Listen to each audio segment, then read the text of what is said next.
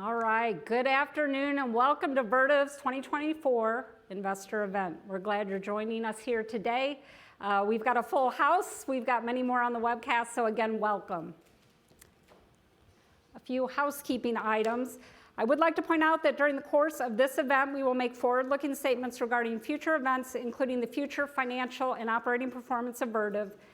These forward-looking statements are subject to material risk and uncertainties that could cause actual results to differ materially from those in the forward-looking statements. We refer you to the cautionary language included in today's presentation, and you can learn more about these risks in our annual and quarterly reports and other filings made with the SEC. Any forward-looking statements that we make today are based on assumptions we believe to be reasonable as of this date. We undertake no obligation to update these statements as a result of new information or future events. During our conference, we will also present both GAAP and non-GAAP financial measures. Our GAAP results and GAAP to non-GAAP reconciliations can be found in the investor presentation found on our website at investors.vertiv.com. Okay, let's take a look at the agenda for the day. We will have presentations from our CEO, Gio Albertazzi, our CFO, David Fallon. Following presentations, we will have a Q&A session about 20 minutes. We will also have a 15-minute break between the presentations. We would ask that webcast participants please stay connected during that break. Our first presenter today will be our CEO, Gio Albertazzi, who will be joining the stage momentarily after a short video. So with that, again, welcome to Vertiv's 2024 investor event.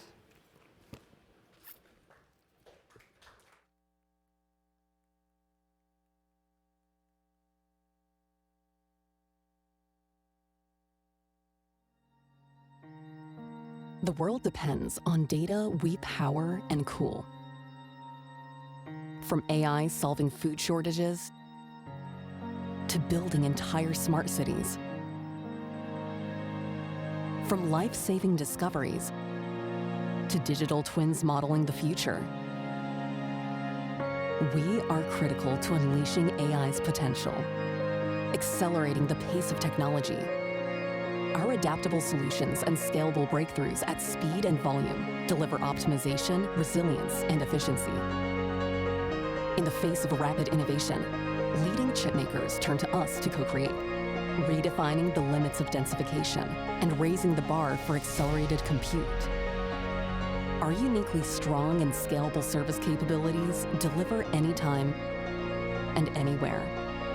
With our comprehensive portfolio of leading technologies, we're solving complexities of the AI revolution, enabling visionaries to navigate the future on roads we build, going to unimaginable places, breaking through barriers once deemed impossible, protecting the world's most precious asset, our collective ingenuity.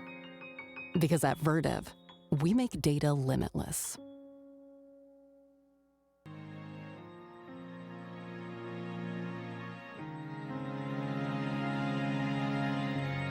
Welcome everyone. Do I have my, can you hear me? Yes. Welcome everyone and thank you for being with us today.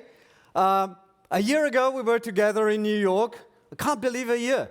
You know, time goes fast when you're having fun and we're having a lot of fun. The industry is as exciting as it can be and Vertiv, quite honestly, is a very, very, very exciting place to be. So, we enable the digital critical infrastructure.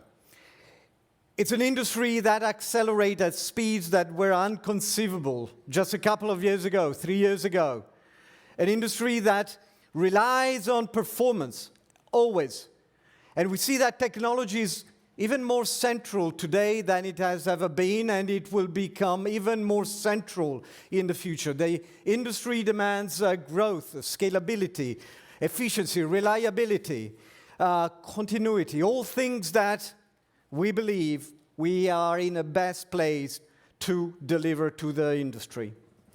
So a lot to deliver to the industry, a lot has been delivered. Is the strength of Vertiv, a strength of Vertiv that is, I believe, well captured in these figures here. And it's, Vertiv at a glance, at the end of 2024, and now a year that has been strong, particularly strong. We're very proud of what we have achieved so far. Certainly, the strength in the market, in the thermal market, in the power market, as it shows here, the strength of our 30,000 employees, the strength of our global presence, and first and foremost, the strength and the breadth of our portfolio. Our market has accelerated, and especially the data center, the hyperscale and colo part of the market has accelerated. We have gained market share in this market. If we compare our sales per market segment this year relative to a year ago, we're projecting an 80% data center. So the part of the market that is growing the fastest is the fastest for us, becoming a bigger share of our total and gaining market share. Pretty much today, 50% of our sales are colo and hyperscale. It's a broad-based group of customers, a large customer base, but the part of the market that accelerating the most is where we capture the most. The mix you're familiar with. The opportunity is pretty balanced across all the segments, and naturally, the Americas, the part of the business that is accelerating, the part of the market that is accelerating the most, is where we are accelerating the most in terms of our mix. So clearly, it's a lot about focus. It's about our strength. It's about our competitive advantages as a critical infrastructure leader.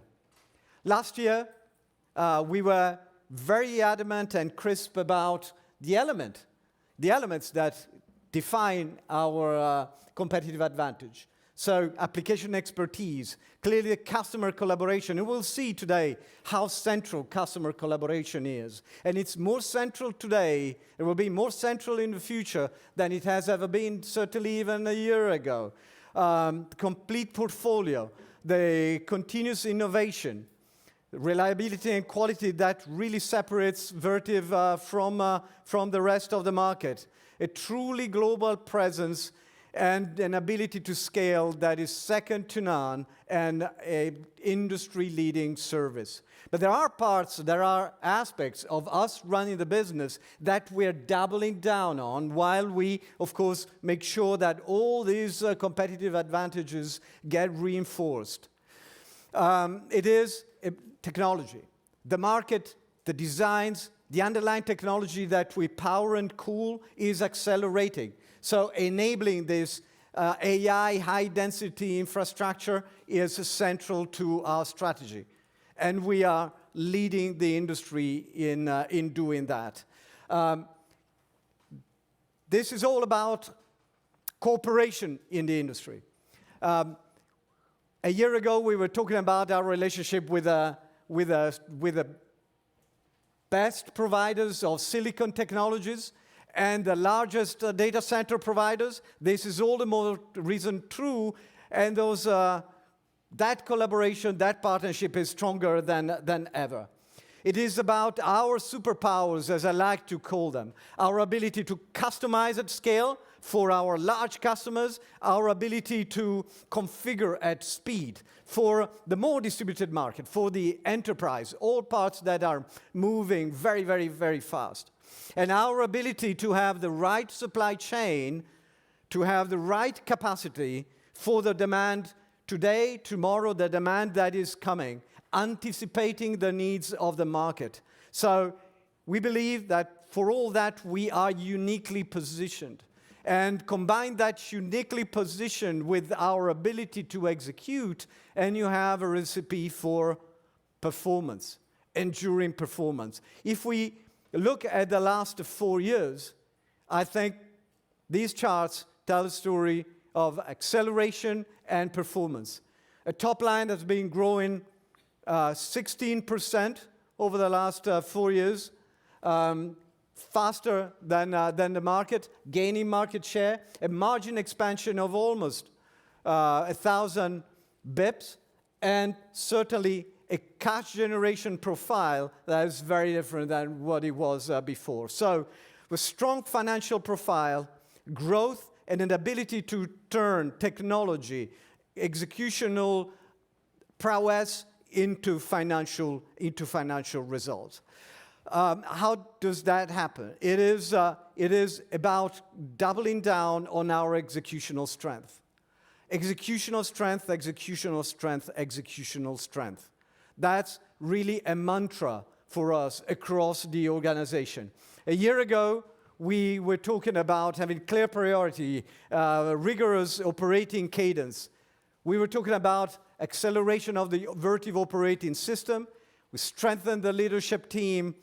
We increased the supply chain resilience. We overall increased and continue to increase capacity. All true. We continue to be extremely focused and pleased with the progress. We know that more can be done.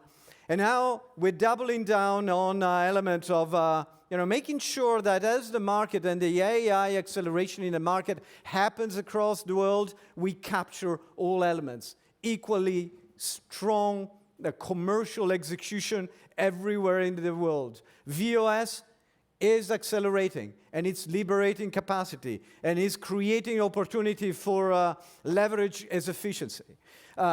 Operational leverage is a fundamental tenet of our value story, as you have seen and you will continue to see. And commercial execution and working capital improvement. A lot more to do, and an opportunity to continue to lead an industry while delivering on our financial promise. So continuous improvement is really profoundly ingrained in our culture and profoundly ingrained in the culture of our leadership team. Our leadership team, one too many. Our leadership team that is, in many respects, the one that you saw a year ago, with some differences. Two new entries to the Vertiv leadership team. One is Scott, who's come from leading our global strategic accounts business, a very important role where he and his team were extremely successful. Scott previously led one of our technologies. So after this enormous and profound familiarization with the market, Scott continues to have and brings this customer intimacy, understanding of where the customer is going into everything that is global portfolio and running our business units. New to Vertiv is Frank. Frank joined us a couple of more months ago. A fantastic, superb addition to our team, really focused on talent, focused on execution, and focused in continuing to evolve our culture. A high-performing culture, a lot of progress there. So talking about high-performing culture, of course, leads us straight into our strategic priorities. You know these strategic priorities. We shared them with you last year. We've been using these as our North Star for about 2 years now, pretty much my tenure. In no specific order, it is financial strength, customer focus, is high-performance culture, operational excellence, and a lot of innovation, This is a far-reaching cultural North Star that guides us all in the organization. With that North Star, with those priorities, we are reaffirming our 2024 guidance. And it's a guidance that once more highlights the strength of a particularly good year 2024. Of course, a couple of months to go. So guidance here, but very pleased by how the year is unfolding. And this strength that delivers a 14% growth in a year-on-year, get us to a 90% adjusted operating margin, a 1 billion free cash flow generation. This momentum and this strength leads us into our 2025 that continues on this very strong momentum and acceleration. It's important to say that you will hear us talk more and more going forward in terms of earnings per share. Earnings per share will become more and more central to the way we look at the business. And our preliminary view here is between $350 and $360 in 2025. Growth, we talked about a growth that would be above the 14% when we had our earnings call 3 weeks ago or thereabout. And now we are viewing a 16 to 18% growth in a year with an adjusted operating profit between 20.5 and 21.5 and staying high, very high in the range of cash flow conversion while maintaining our net leverage ratio between the 1 and 2 that we shared with you already. So a strong 24, an acceleration in 25, and how does that all market traction, innovation, strength of value proposition, execution translate into a vision for the next 5 years? And that's the next picture here. We have a top-line growth vision of 12 to 14% going forward. It is above market growth, and we'll talk about market later. It is a lot revolving around innovation and execution, and certainly it is about continuing to be the market leader and continue to drive the market as the market so dynamically changes. Everything is around ability to deliver, ability to scale, ability to service. It is innovation, and enabling the transformation, the technical transformation, the technology transformation, that the industry is undergoing. We talked about VOS, we talked about operational leverage, we talked about productivity in general and commercial execution, and that translates in an ambition of 25% adjusted operating margin in the planning period, while continue to be strong cash generators. We're very excited. We believe we have a unique strength in the industry. We're proud of our execution. We're very excited about all the innovation that we are delivering and working on with our partners. But how do we deliver this all? Well, through the value creation framework that you see here. This is not new. You have seen that already a year ago.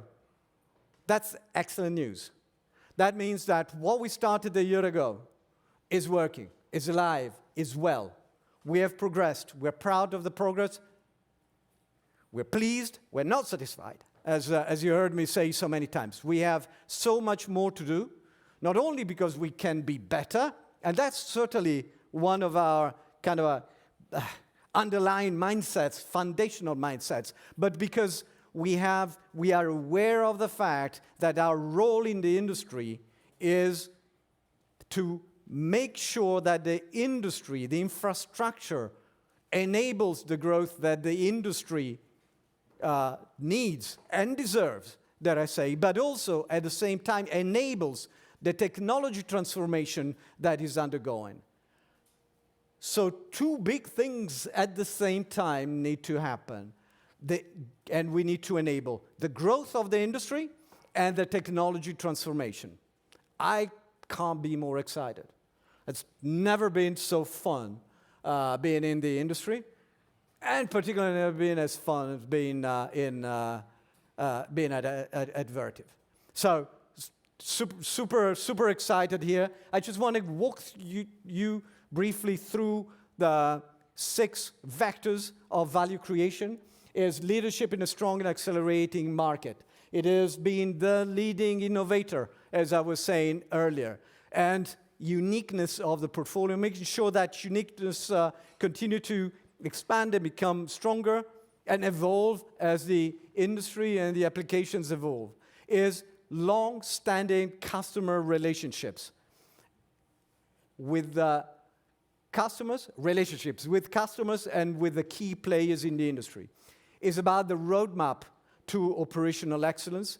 It's about margin expansions, as you saw in the prior slide, through operational excellence, through operational leverage, through commercial excellence, but again, through innovation as well. Innovation creates value for our customers that turns into value for Vertiv. And it is about generating that cash flow that gives us capital allocation agility that we need. So it is a consistent, strong framework that translates our ambitions in how we make those ambitions come to reality.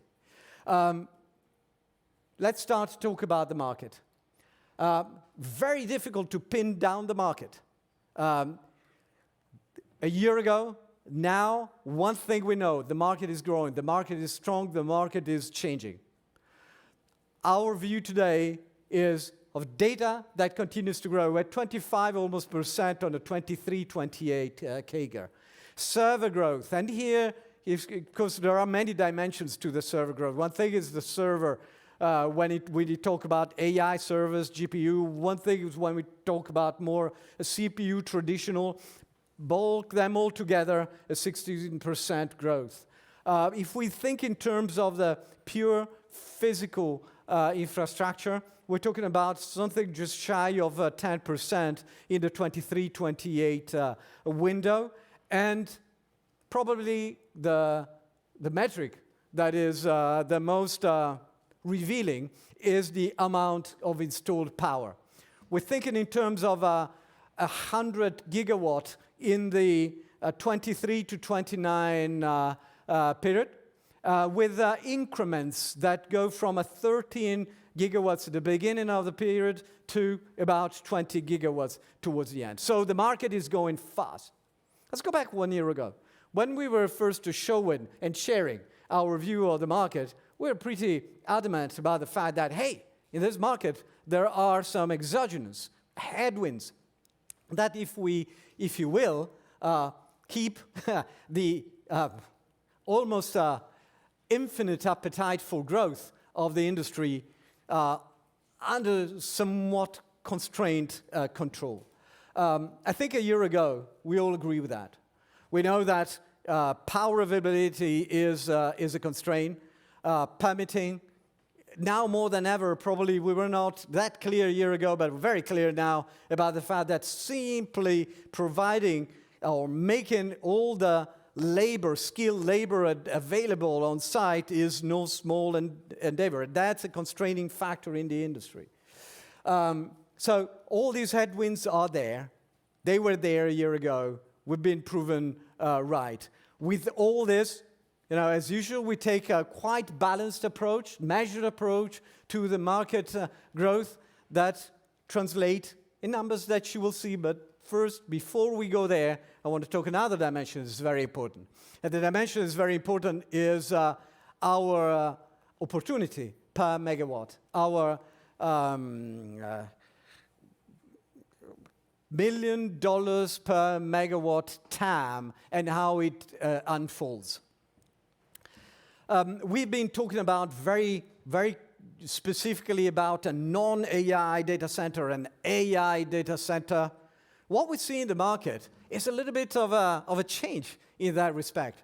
That kind of a black and white, strong dichotomy is blurring a bit. What we see, especially true for the large customers, is design something today that is future ready. That something today that is future ready needs to be able to handle loads that will be mixed in terms of density. They will be mixed in terms of type of cooling, in terms of type of power. Mind you, the life cycle of a data center is probably 20 plus years. Things change a lot in those 20 plus years. So because of this blurring, these gray areas, we will probably from now on start to talk in terms of the total opportunity. Our current view of the total opportunity goes from between $275 million per megawatt to $3.5 million per megawatt. Now, you will see later on that there are a lot of things afoot in terms of how the technology evolves. Is this a static picture? Is this the way it will be for the next 5, 10 years? We'll see. Things will evolve. We like the direction of this evolution because we know that there will be more technology, there will be more complexity. But I think we believe that this is a fair representation of the opportunity at hand in terms of TAM. So combine the numbers that you saw earlier, combine the numbers here, and we are looking at a market that is growing at a 9-12% in the period. But let me unpack this a little bit. Let's start with the colo and clouds, the hyperscale and colo space. Here, we see a growth between 15 and 17% globally. So quite a remarkable speed, not dramatically different from higher, but not dramatically different from what we shared with you a year ago. We see more acceleration in the enterprise part of the market and distributed IT, but specifically in the enterprise as AI starts to, infiltrate also that type of market. Combined, the data center for us, it's a 10 to 13% CAGR. Not much has changed in the telco and the commercial industrial. So the market continues to be strong. We believe that market will be strong for a long while. The market is robust, and we are very well positioned to serve that market, to accelerate that market. I'd like to say we are driving that market from an infrastructure standpoint.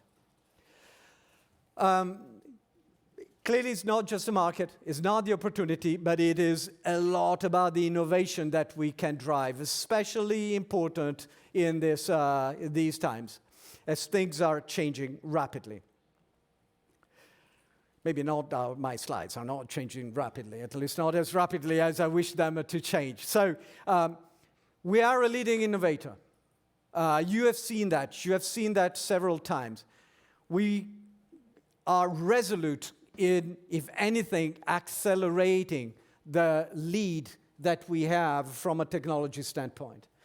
We are increasing our rate of growth for everything that is engineering and R&D spent in the period. We are shortening our time to market.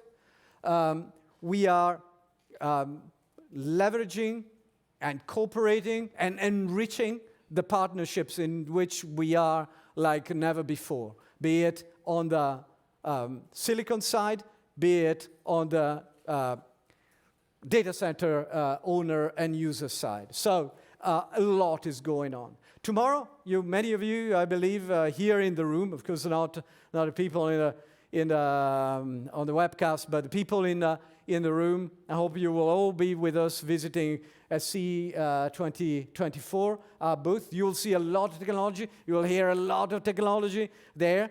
I want to just point to single out a couple of important projects for us, but just two out of a vast array of innovation.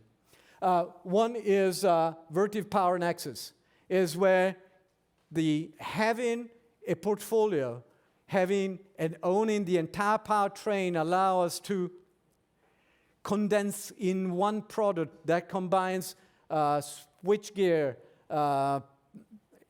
UPS, or a power conversion technology, battery storage, all in one product that simplifies dramatically the time to market, the installation, delivers unparalleled efficiency, and certainly delivers winning footprint.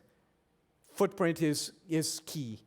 So not only that, but also a product that is absolutely ready for all the challenges of AI in terms of loads and in terms of power needs and all the interaction with the grid. Tomorrow you will see live our cool chip 2300. It's top of the range, 2.3 megawatt, the industry highest CDU capacity per square foot.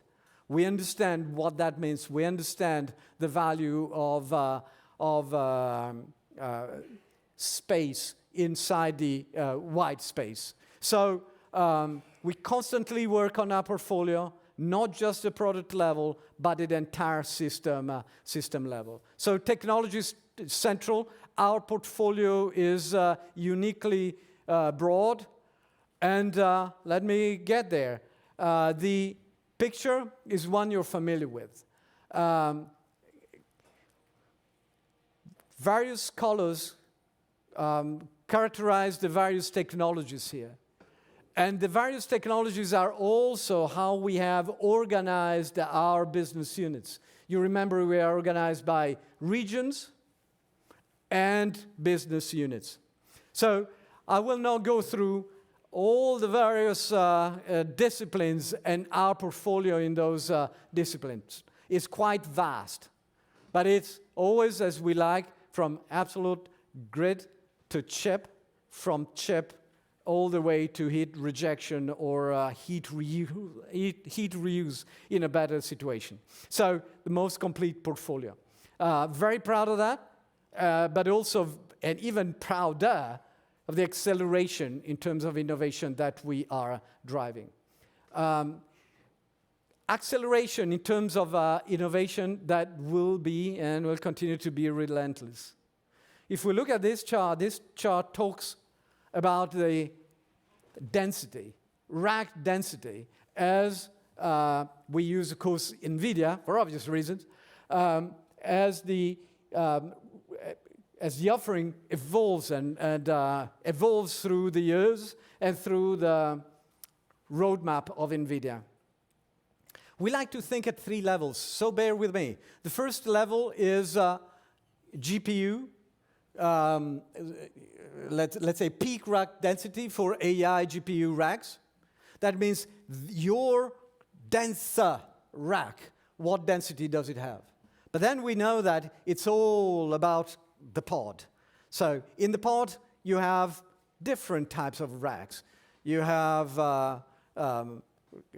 GPU racks, you have communication racks, you have various types of racks. So whereas in the peak density rack, we go from about 139 all the way to about 1 gigawatt towards the back end of the spectrum, you'll see that in terms of average per pod, that will go from about 40 kilowatt per rack into 2024 all the way to probably 500 at the end of the spectrum. It's a lot of change. There is a lot of physics involved in that change.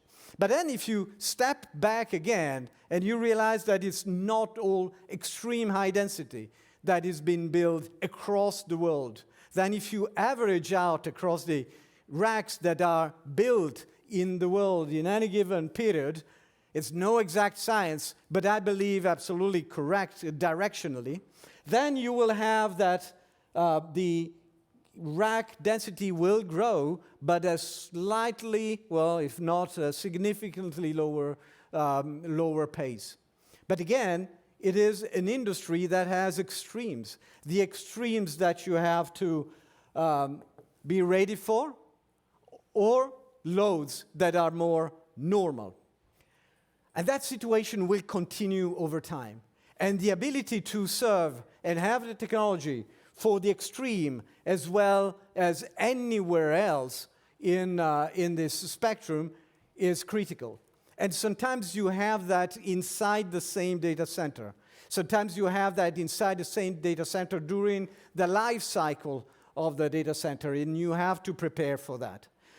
That's why, being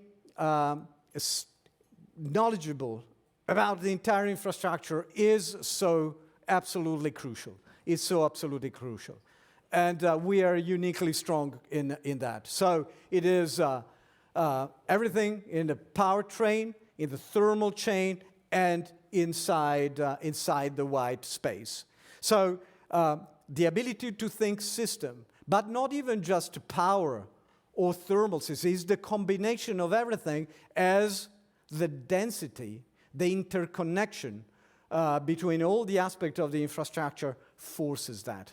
So that is the unique strength of Vertiv's that is becoming even more important in the industry. Now, the industry is evolving. It's definitely evolving a lot.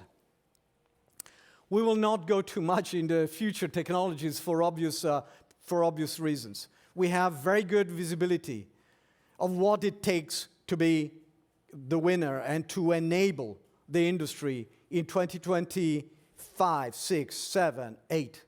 Some of the technology are in the making, and are in the making cooperatively with our partners. But when we think about the challenges, when we think about the technology needs, then we think in terms of higher voltages. We think about this combination of liquid and air. Sometimes we think in terms of, we will reach limits of physical limits of heat rejection in terms of the sheer size of a data center and the amount of heat that needs to be dissipated. An industry that increasingly requires speed, requires capacity. It's an industry where the digitally enabled services will be more and more central. So there are a lot of challenges ahead. There are a lot of exciting, there is a lot of exciting innovation out there, and we are working head down to make that happen and to transform the industry. I believe we are at the wheel of the infrastructural part of this industry. And of course, for us, it's very important making this happen with our partners. And that leads me to the first of our, I think, 3 videos in the presentation. And we were together a year ago in New York. It was much colder than here. A year ago, we were in New York, and we had Chad and Chris talking about the relationship between their company and Vertiv. Their companies and Vertiv. And we wanted to see where the relationship is a year later. So a lot has happened. A lot has happened in the industry. A lot has happened for our customers. A lot has happened for us. But leading together with them, enabling them, has been the mantra and is the mantra today. But let's see what Chad has to tell us. Please. With more than 2 gigawatts of critical power capacity under customer contract in North America and Europe, QTS Realty Trust has a lot riding on their data centers. So when demand began to skyrocket, QTS turned to a partner they could trust, Vertiv. With end-to-end digital infrastructure portfolio, extensive service and commissioning capabilities and industry expertise, Vertiv was uniquely positioned to help the Blackstone portfolio company meet unprecedented demand. Well, I think the thing that makes Vertiv so different is they were prepared for what was coming with the AI innovation and growth. I think just to have a partner in Vertiv that has the scale and capacity from a manufacturing, a research and a technology group that understands where things are going, and the ability to set very nimble entrepreneurial paths forward has been a huge strategic advantage for us. Through its comprehensive portfolio of power, thermal management, IT systems, and infrastructure solutions, Vertiv is ready to support the demands of AI and accelerated computing. What I've appreciated about Vertiv is their ability to deliver at scale, but not just in one area. Whether it's in the IT services business or whether it's in the power business or the thermal business, meaningfully accelerating speed, certainty, and execution for QTS and its customers. Great technology is only the beginning. Enabling AI infrastructure requires a combination of execution and scalability that Vertiv excels at delivering. From planning and design to construction, occupancy, and beyond, Vertiv's industry-leading mission, critical commissioning, ensures every phase is efficient, up to specifications, and optimized for performance. Well, I think, the strategic advantage for Vertiv, from my standpoint, is the scale, the speed, and the certainty. Something that we've used a lot of with Vertiv, but maybe they've taken it to the next level, is the wide breadth of services and support. We're opening 30 plus new data centers over the next couple years. It's very challenging for us to be able to have all of those right people in the right seats at exactly the right time with all the right skills. It gives me confidence that as we deliver these buildings, it's a product set we've always used in some form or some fashion, but to be able to have Vertiv scale with us as we have had unprecedented growth, it's a huge confidence builder that we can continue to take on more and deliver to our customers. The most strategic aspect of our relationship is they're true partners, and they deliver. And if there's one thing that separates QTS and Vertiv in the industry, is we do what we say we're going to do, and we do it faster than others.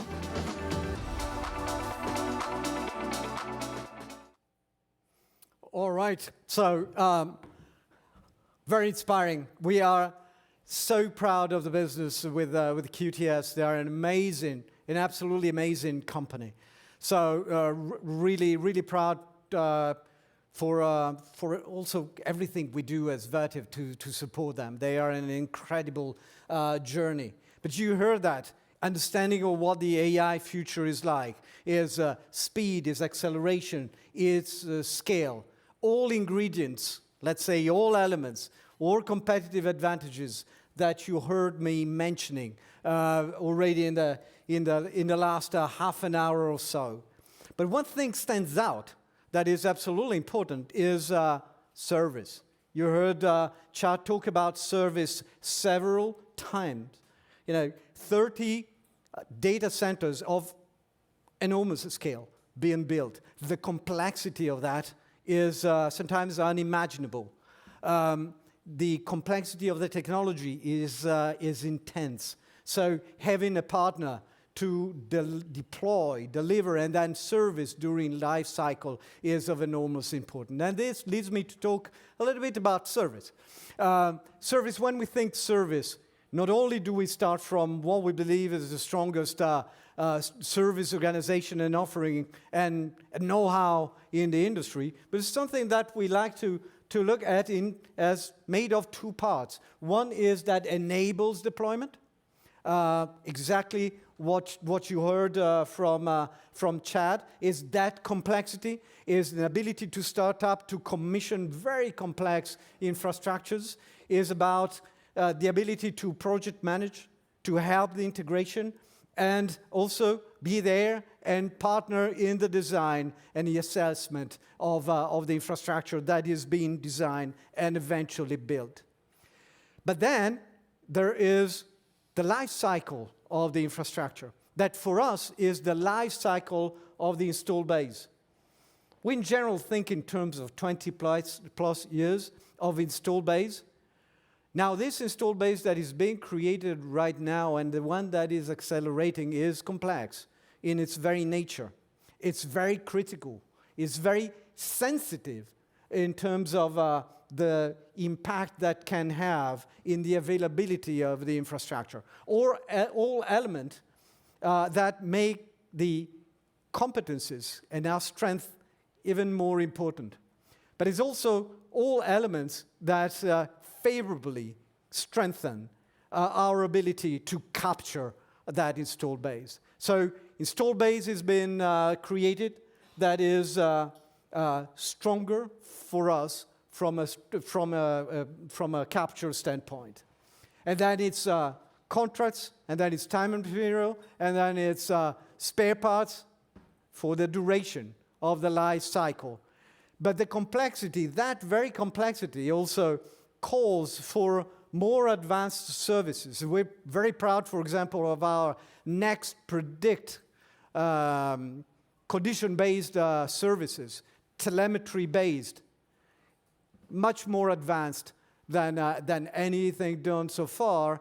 And again, so important in terms of value to our customers, value to Vertiv, and opportunity for attachment. But another thing that you heard from Chad is the scale and the speed at which the market is growing. If you think about service as something static, please think again.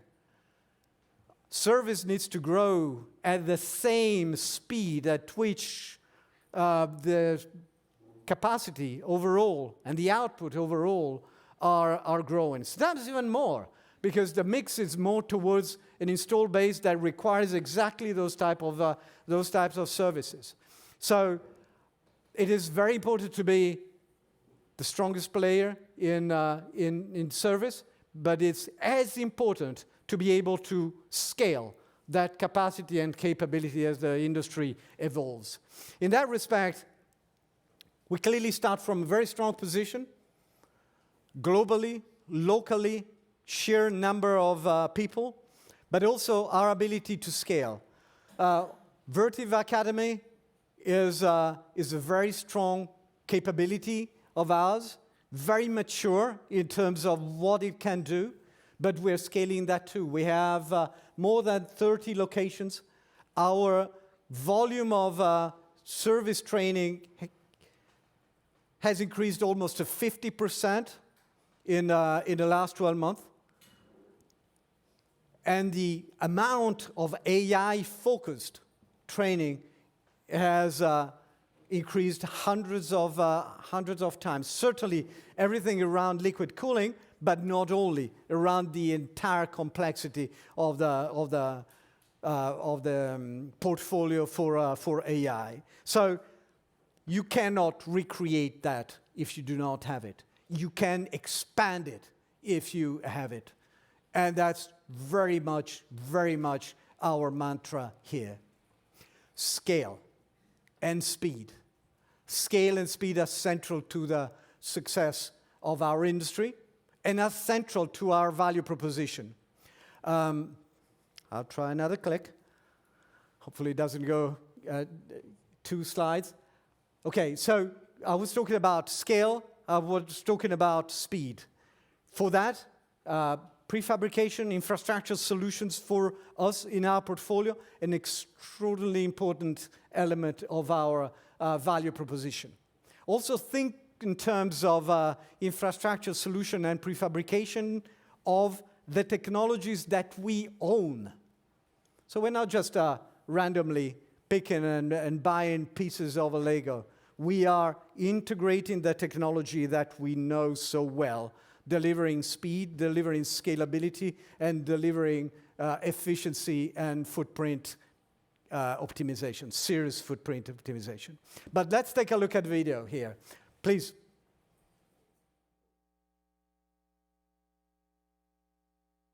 AI and accelerated compute have pushed data center operators into uncharted waters. Meeting that challenge requires flexibility and speed.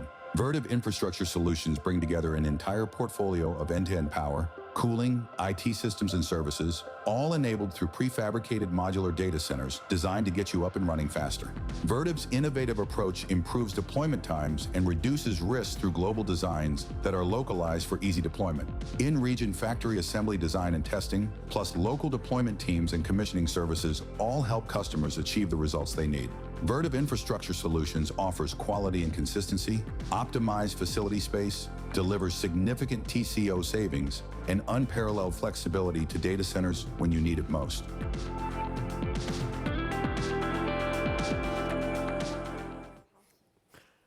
So very much aligned to the values and to the critical success factors for the industry, not just for Vertiv that I was sharing with you. When we think about infrastructure solutions and prefabrication, we think in 2 ways. The first one is customized at scale. Okay? Do you remember we were talking about the 2 superpowers, customized at scale and configure at speed? We start with customized at scale. Large customers with big estates, with challenges and speed as the central element of their success. With them, we customize the design of our power modules, the thermal modules, IT modules, white space modules, or the entire data center to their exact needs, and then we scale. We scale, adding speed and sometimes reducing their time to value almost by 50%. It's a big competitive advantage for Vertiv. And it's about speed and it's about TCO. But it's not always customized at scale. Not all our customers have the big estates and roll out tens of data centers a year. There is a part of the market that is smaller, more distributed, more enterprise-like type of applications. Here in the background, you'll see the configuration and eventually the ordering, if you will, of a reference design. Of a reference design, for example, an NVIDIA stack here.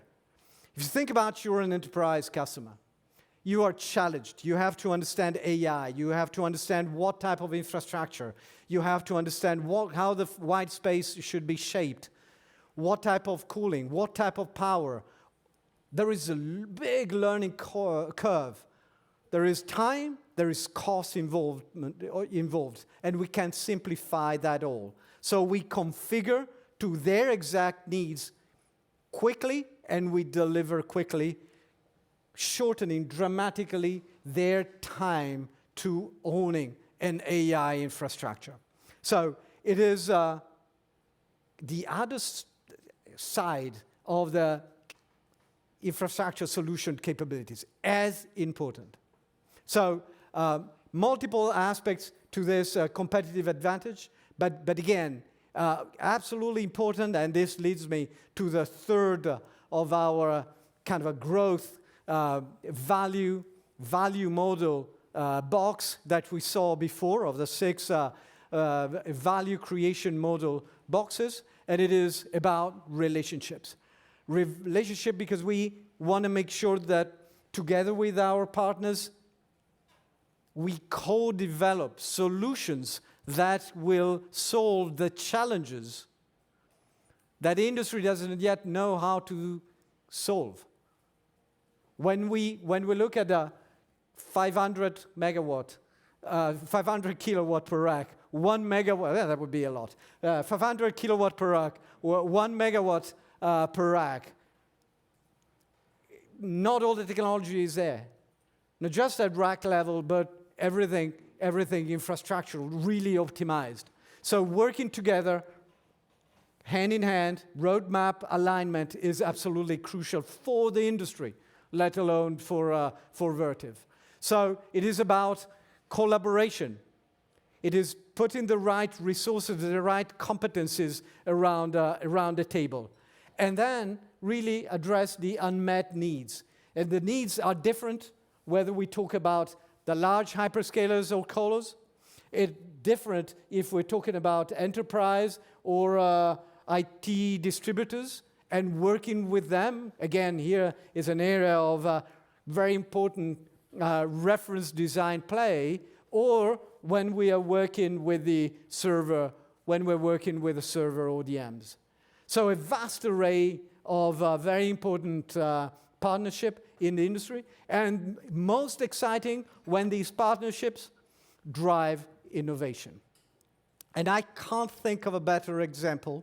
Actually, I can think of many very good examples, but one good example, certainly something that some of you may have read this morning in the press release about our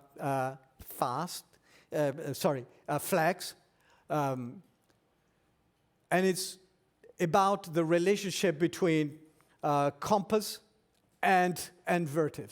And again, a year later, see how a relationship that was very strong a year ago has evolved. And now over to Chris, please, the video.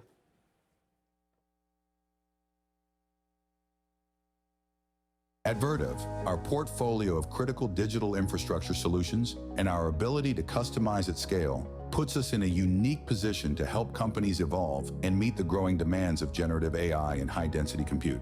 That's why when Compass data centers needed to evolve their thermal management infrastructure, they turned to Vertiv. Vertiv and Compass engineers collaborated to define a forward-thinking solution that allows for sustained growth, with Vertiv designing and manufacturing the Vertiv CoolPhase Flex. The first of its kind in the data center industry, this innovative package system design combines liquid cooling and refrigerant-based air cooling technologies into a single unit. Throughout the course of this year, the Compass and Vertiv relationship has really deepened. We've continued to iterate on AI and liquid cooling. One of the big challenges with a lot of the GPU architectures out there is that we still have a combination of other types of loads that are in those data halls. That mix, that advent, that future condition, nobody knows what it's going to look like, and Vertiv's right there alongside us developing solutions that allow that flexibility for our client base. So Compass and Vertiv have worked over the last year plus on the Vertiv CoolPhase product. This product is a very, very unique product in the marketplace. It allows any one of our units to do either full air or full water cooling. That means we can do direct to chip. This level of flexibility is unparalleled in the marketplace. As part of the Maintenance Innovation Program, Vertiv has delivered a predictive analytics model that was tuned for Compass's needs and preferences. Vertiv Next Predict is a powerful tool that monitors and predicts equipment health using a health score, enabling early detection of performance decline, minimizing intrusive maintenance risk, and enabling informed lifecycle service planning. Another great area of collaboration between Compass and Vertiv has been around predictive analytics, with Vertiv helping us to deliver on a predictive analytics model that allows us to only touch the equipment when we need to. Through their Next Predict platform, we view ourselves as being able to manage our truck rolls much better, manage the ability for us to have to go out and touch equipment, but then have a lot better visibility into what's going on within the equipment. This innovative technique has really been a key hallmark of Compass's strategy, and it's been awesome to have Vertiv right there leading the way alongside us. In an industry where demands on capacity continue to rise at an unprecedented pace, Vertiv's ability to customize quickly and at scale is proving invaluable in preparing companies like Compass data centers for the needs of today and tomorrow. One of our anchors here at Compass is around the concept of mass customization. How can we deliver the things that our clients need without breaking the system? Our whole system is designed for scale, and Vertiv's been right there alongside us. As you think about investing in AI and what is coming out of AI, I really look at Vertiv as a great foundational block. I think that they've got their ears to the ground to know what's coming. They also listen very closely to their customers. And very importantly, for a company of their size and scale, they adapt very well without sacrificing the ability to scale.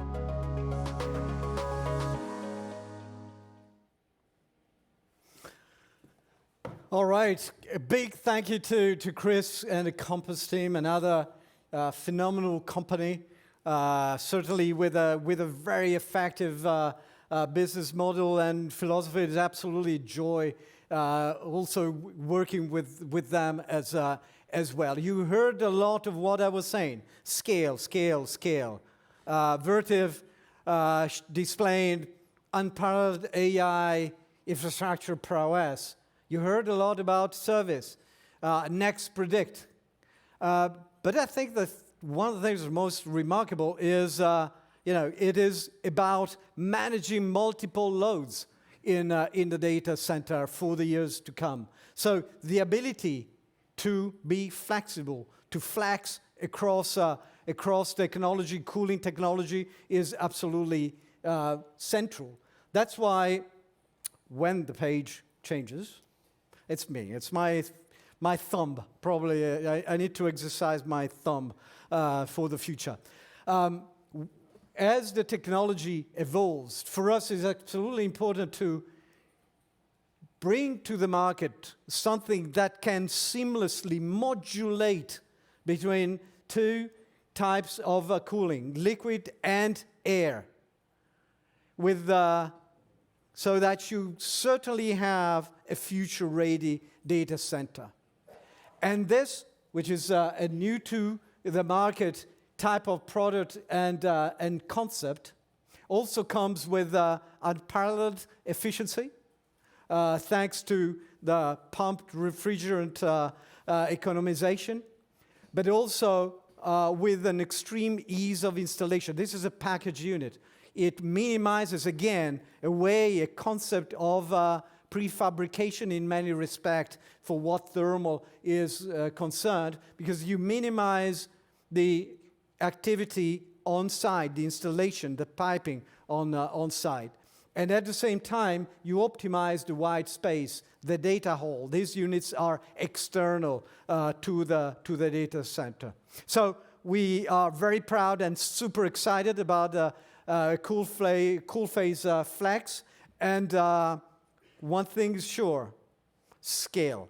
Also for this type of product, just like anything else. We heard scale, scale, scale today, and we will continue. Scale is about us delivering on, and now we move to the second part of our value framework, the execution, the operational execution part. And we start with our operational excellence roadmap. It has two flavors that are incredibly self-reinforcing. One is make sure that we serve the market, that we enable the market, that we accelerate the market. That is about having the right capacity in the right place, being absolutely rigorous with our capacity plans and forward-looking with our capacity plans. It is about creating the resilience that the market needs, kind of nearer to the market, having our product in multiple, produced in multiple continents, in multiple regions and markets, the resiliency of our supply chain more broadly speaking, and we're pretty scientific about that. And we have made tremendous progress in that respect. But also is the productivity, VOS, Vertiv Operating System, that is unleashing capacity. So all good things for the market, all good things. The other side of this operational excellence roadmap coin, if you will, and it is all what this delivers to our financial performance. Capacity is, of course, enhancing and growing our top line. Resiliency is making all our value proposition resilient, no matter what challenges are thrown at us. And productivity is really driving margin expansion. All this is happening as we speak. We are pleased with the progress done so far, and we know that there is so much more to do in terms of doing better. There is so much more to do because the market is accelerating. So we are more rigorous, more focused in the way we run everything, and in particular everything that is operational execution. But sometimes, if we go back to some of the earnings call, we talked about, do you have capacity? How much capacity are you making available? Oh, I said, hey, we always have this 20, 25, 30% wiggle room. That's the way we think about capacity being made available. Don't think capacity as something static. It's not static. As we are here today, our capacity is being expanded. And the expansion of capacity is not just, we need one new factory. Also, we need more footprint. Also, it's the system of all the things together, and very importantly, how much capacity, productivity, and a mature productivity action is able to liberate. And I think it's important to just have some example of what has happened during this year. And many things have happened, and many things are happening. And a year from now, we will have a similar, probably bigger and more,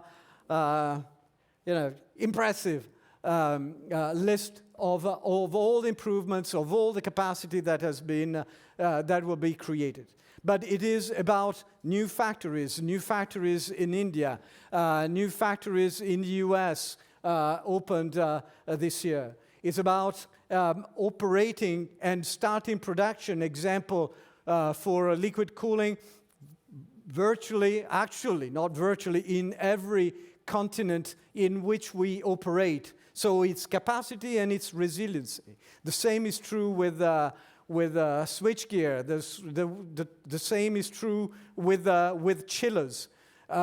It's across the board.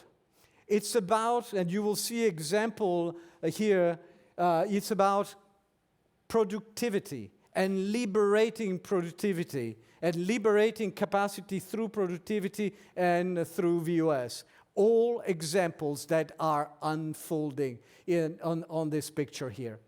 So there is more to it than this, but we wanted to give you a sense of all that is happening.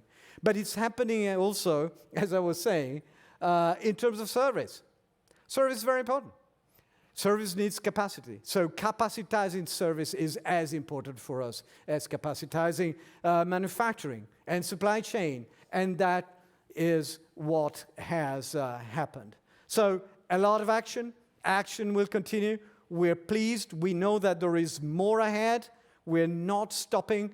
Think about our capacity as something that continues to grow through different means, all in parallel. And again, we are very focused. We are very focused on the future, in understanding exactly where the market is going and making that capacity available to make sure that under no circumstances will be a limiting factor to the growth of the market. A lot also is about becoming more efficient and more productive in terms of the capacity, as I was saying, but also in terms of our financial performance.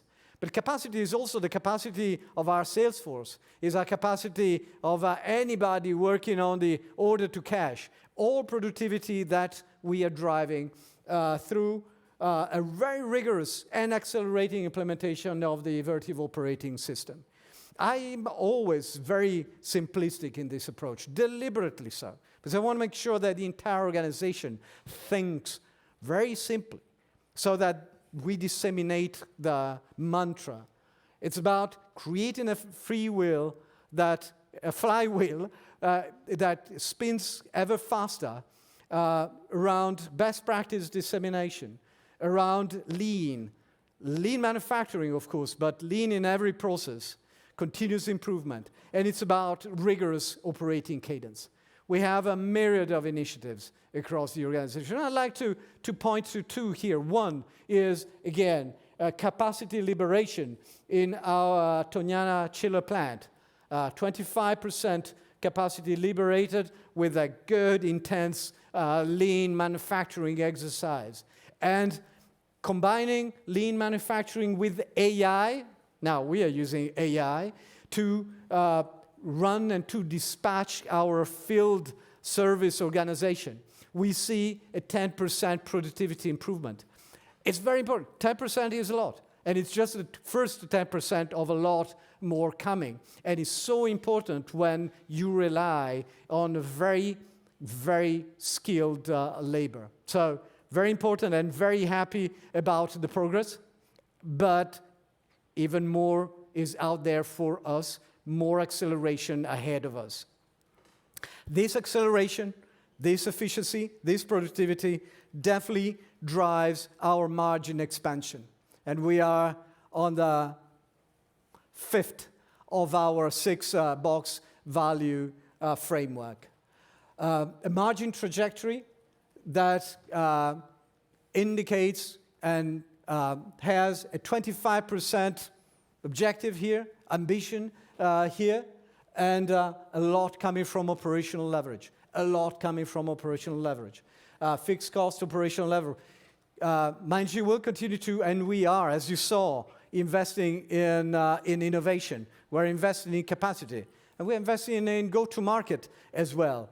But with that, a lot of productivity, a lot of operational leverage. The productivity is on the fixed cost. The productivity is on everything that is variable, as I had a chance to share with you. And a lot of commercial execution. Commercial execution hinges around increasing the value that we deliver to our customers.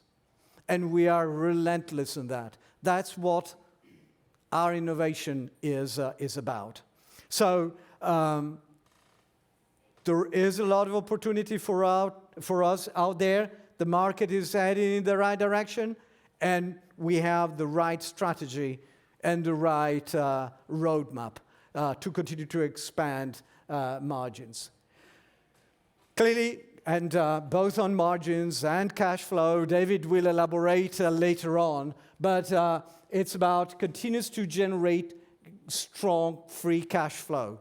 Always at the upper end of the spectrum, and and that gives us the agility that we need.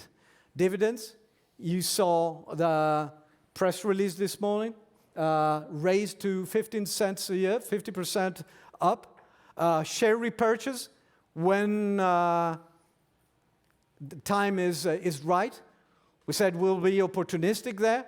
We repurchased about $600 million worth of shares in February, but especially gaining the flexibility to fuel growth, acquisitions, and when possible, return to capital to shareholders. So let's go to M&A, and let's talk about M&A. Also here you will see that the strategy is pretty much consistent with what we shared with you last year. Since we met in New York, we acquired Coolterra, a very successful acquisition that really has accelerated and unleashed our strength in liquid cooling.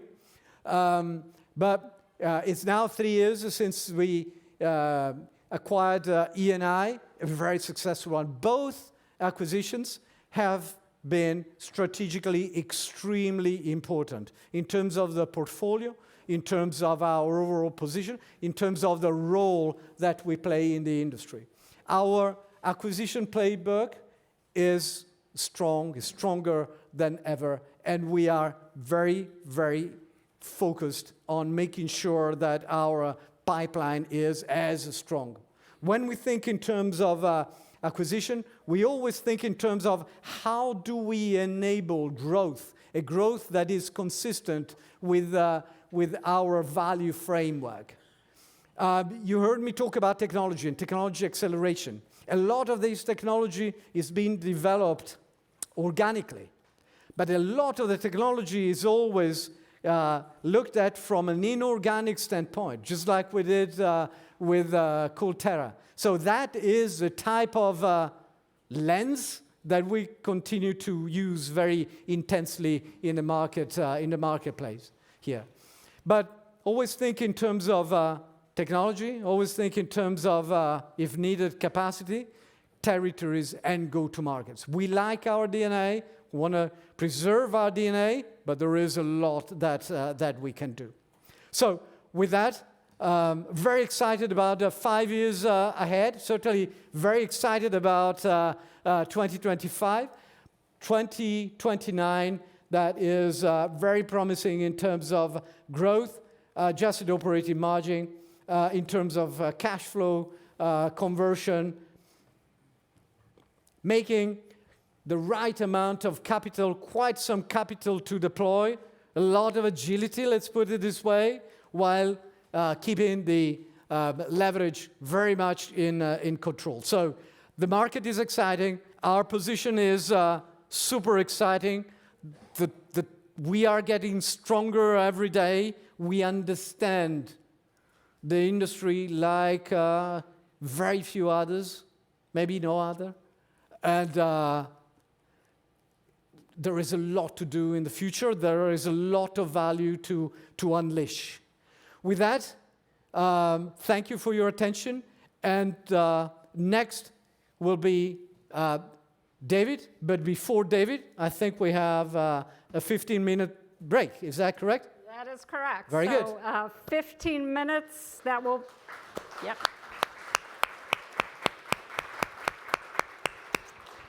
We will start back at 3:59. We can round to 4. But for the webcast participants, please stick with us. We'll be back in 15 minutes. Everyone else, please stretch your legs. Thank you.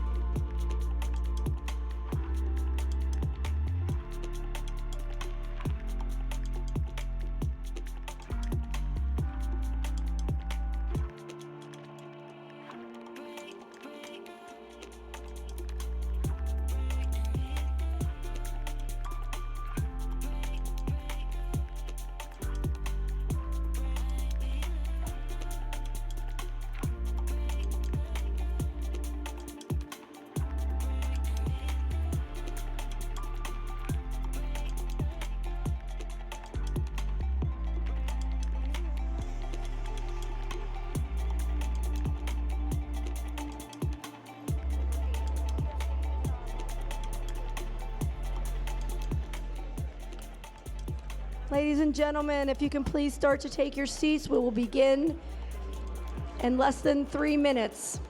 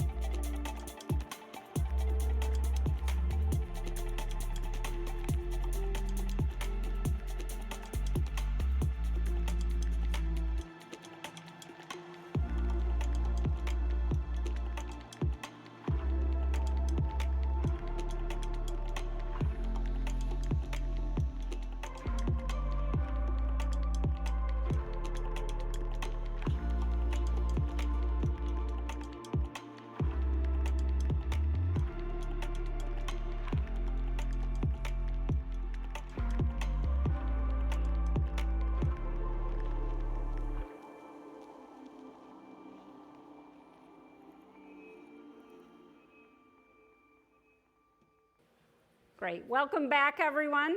Our next presenter is Vertiv CFO, David Fallon.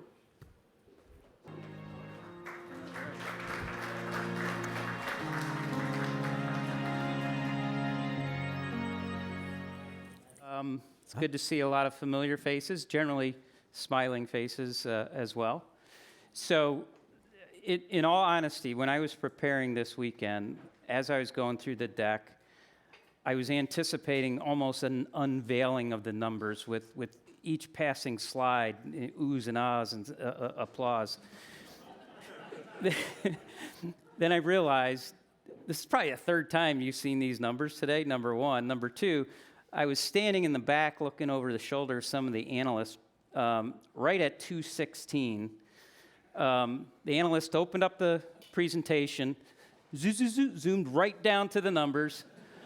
Within like 10 seconds, opened up Excel and started doing the modeling. So I know you guys probably know these numbers better than I do by this point in time, but I'll add some color. So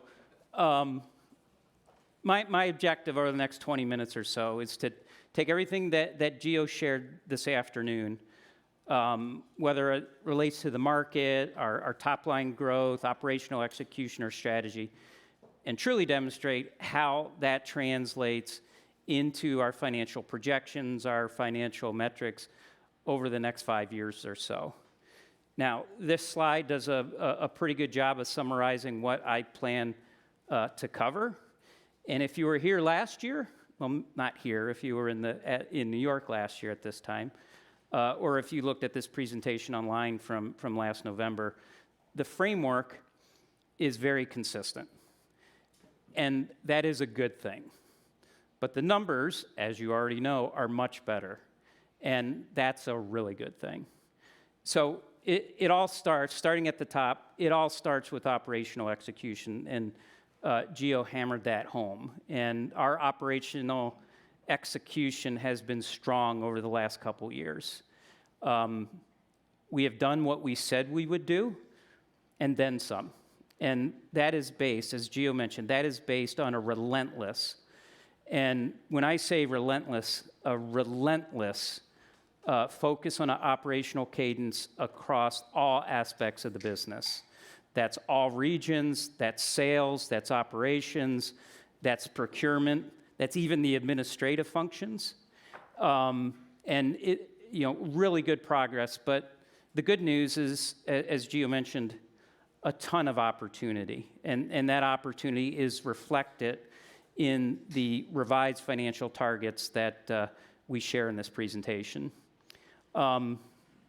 As we introduced last year, and this is probably oversimplistic, but our top line growth, it means nothing unless it translates into profitability. That profitability means nothing unless it translates in to free cash flow. And that free cash flow means nothing unless it translates into a capital deployment strategy that drives shareholder value.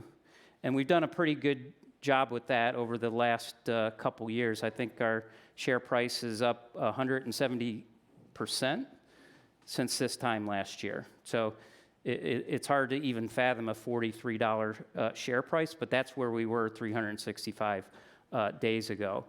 And we, as a management team and also shareholders, we're absolutely committed to continue to drive that shareholder value creation going forward.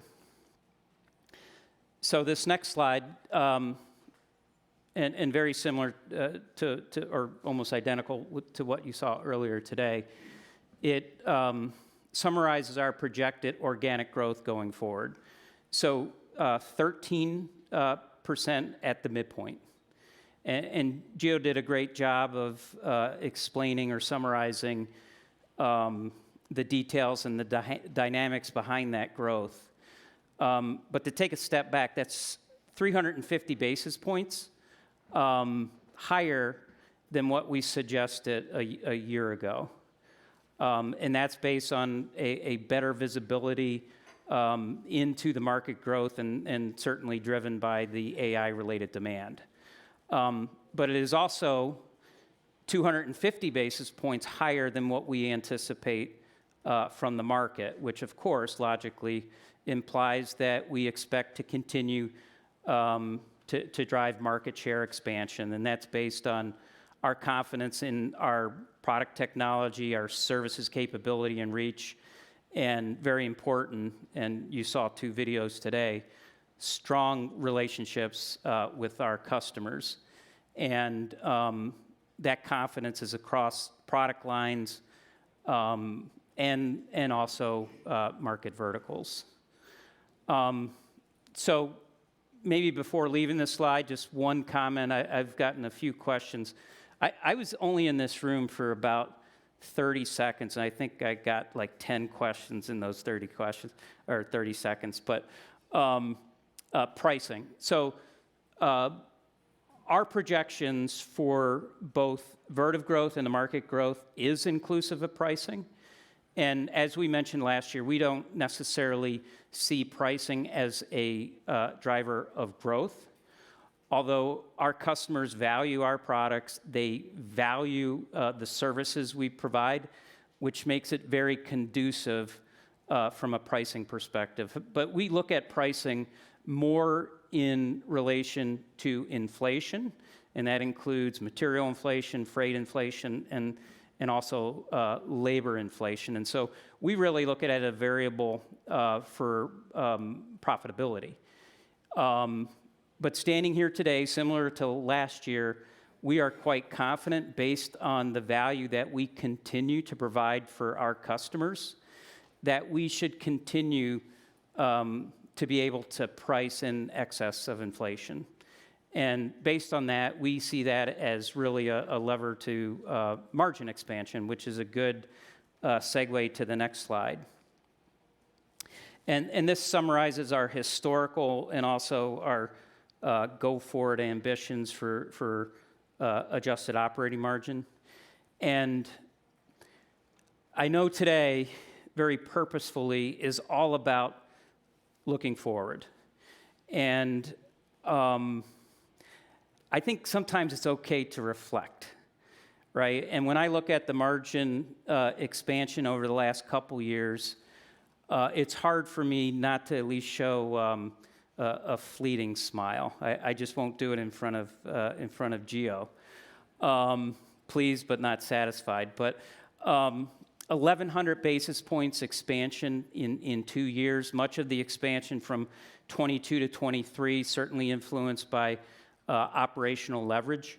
But if you recall, in that period of time, we were out of balance as it relates to market pricing and market inflation. We very quickly addressed that to the extent, as I mentioned, we actually see that as a lever for continued margin expansion going forward. Looking at the increase from 23 to 24, certainly influenced by operational leverage and commercial execution, but we've really started to see the benefits of productivity driven by the Vertiv operating system in the last several quarters. And once again, that has become a part of our DNA. Operational execution, operational execution, operational execution. And we certainly anticipate that to continue going forward. Now, last year at this time, I stood on a similar stage as this stage in New York, and we shared an ambition for adjusted operating margin of 20% plus. And we gave a time frame somewhere between 2026 and 2028. And then, as you all know, we expect to exceed that long-term target for full year 2025. And that's 2 years sooner than expected, which really speaks to the continued opportunity we have with margin expansion and definitely reflected in the 25% that we're projecting for 2029. And maybe just quickly going through the individual levers for margin expansion, operational leverage, it continues to be the most significant driver of margin expansion going forward. So it's about 400 basis points, or 2/3 of the 600 basis points we expect over the next 5 years. And that's despite an increased assumption in our annual investment back into the business. So related to growth, technology, and capacity. So last year at this time, we said at the midpoint, $100 million, but as a range, somewhere between $75 and $100 million a year to support growth. We're increasing that estimate by $75 million to $175 million at the midpoint. The range anywhere between 150 and 200, could be higher in some years, lower in others. And that is absolutely correlated with our higher assumptions for our organic growth. Remember, 350 basis points higher than the previous model. But despite that increased assumption in OpEx investment, we still anticipate about 400 basis points of improvement related to operational leverage. Not to belabor each of these components, we absolutely see productivity, commercial execution to contribute to margin expansion. Each of those about 100 basis points. So before leaving this slide, let me address something that's not even on the slide. And I've gotten 4 questions on this. So I walked from the back there in that curtain up here, and I think I had 4 questions on incrementals. So, and it's math, right? You guys can do the math, probably already did. If we hit the 25% in 2029, it implies incrementals around 33%, right? Give or take, 32, 33. If we are able to get there sooner, it will imply incrementals in the mid to upper 30s. And I would say the 2 most significant variables as it relates to the timing will be the top line growth. If we're able to grow in excess of 13% over this time frame, we could get to that 25% sooner. And that's based on the operational leverage it will provide. The other variable is the magnitude and timing of that investment, incremental investment in growth. Once again, we're projecting between 150 and 200 million. We will assess that as we go forward.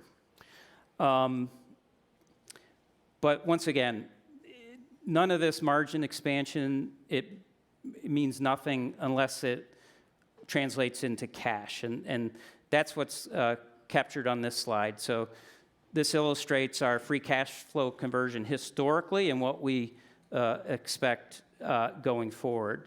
And it's been a fun and very quick path. So if you recall, in 2022, we actually burned cash. I think it was $270 million, and that seems like a lifetime ago. But we very quickly got the cash generation machine on the right path, to the extent that our conversion in 2023, last year, was actually over 100%. And we are expecting $1 billion of free cash flow this year. And what I would say, what has driven that improvement is probably a more disciplined, a more systemic approach to the cash collection cycle.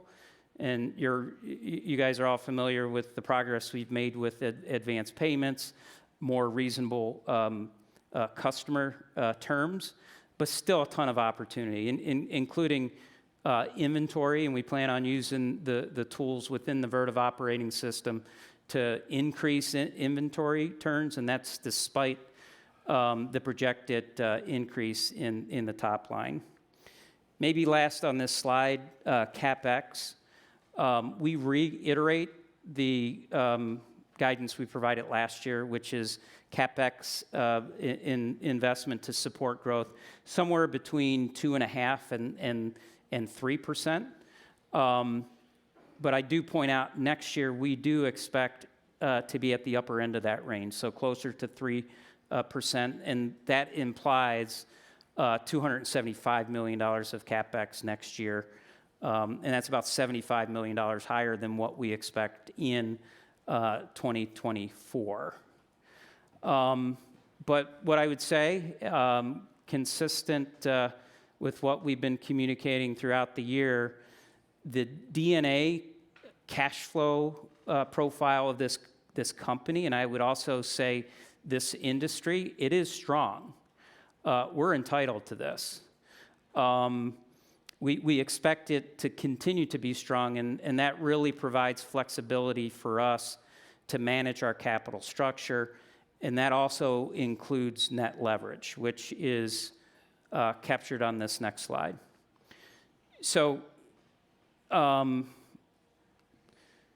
last year I said this was my favorite slide in the deck, and if you look at our net leverage, going back to 2022, it was somewhat elevated.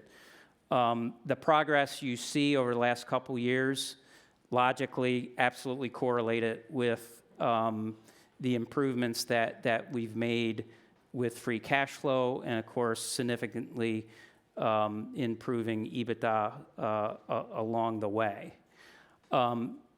Absolutely comfortable reiterating the range we provided last year, between 1 and 2 times levered. Absolutely comfortable with reiterating the color we provided, which is we're more than okay if our net leverage dips below 1 times, if the right investment isn't available at the right timing, but we're equally comfortable taking leverage above 2 times, if the right investment is available within the right timing. And that's just really a testament to our confidence in our ability to continue to drive free cash flow. We should be able to delever quite quickly. Before leaving this slide, the second bullet point in the second box to the right. So we believe our debt and free cash flow profile supports an investment-grade credit rating today. Based on our metrics today, we believe we should be investment grade. We are one notch below investment grade at S&P. We're two notches below at Moody's. And we just got upgraded by both in the last 30 days. It seems like 100 days ago. But within the last 30 days, we've been upgraded by both. We do have ambitions to become investment grade. There are absolute benefits to being investment grade based on the cost of debt, opens up access to the commercial paper market as well. But with that said, we will always manage our capital structure for whatever's in the best interest of shareholders. So we do have ambitions, but with that said, we will do whatever makes sense from an equity perspective. That includes net leverage, and that also includes capital deployment, which is captured in this slide. So the makeup of the slide is very similar, almost identical to last year. However, the number is much bigger. So last year at this time, we had projected about $6.5 billion of capital to deploy over a 5-year period. Based on the assumptions for growth, for profitability, and most importantly, free cash flow, we're increasing that projection by about $6 billion. So we anticipate about $12.5 billion to deploy over the next 5 years or so. So the number's much larger, but the strategy remains the same, and that's to focus on flexibility. When the right opportunity presents itself, and as Mr. Cody always says, problems and opportunities pick their own timing, but when the right opportunity presents itself, we want to have the ability to act quickly and decisively. Now, maybe going quickly through the different components of capital deployment. Gio mentioned earlier today, and you all saw the press release, we're taking our annual dividend up 50% from 10 cents a share to 15 cents a share. Still not a huge cash obligation, I think from $40 million a year to $60 million a year. But we do anticipate increasing our dividend every year going forward. And if you're modeling, we expect the 2029 dividend to be about 2x the 2025 dividend. Share repurchases, our strategy there is unchanged. We will continue to be opportunistic as we were earlier this year when we repurchased $600 million of shares, I might add, at $66 per share, which looks pretty good right now. And we have about $2.4 billion remaining on a $3 billion share authorization we received from the board a year ago, and that's over a 3-year period. And last and the largest bar in the graph on the right is additional capacity.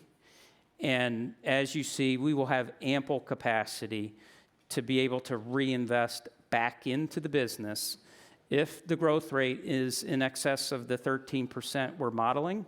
Plenty of capacity to continue to invest in growth, technology, and capacity.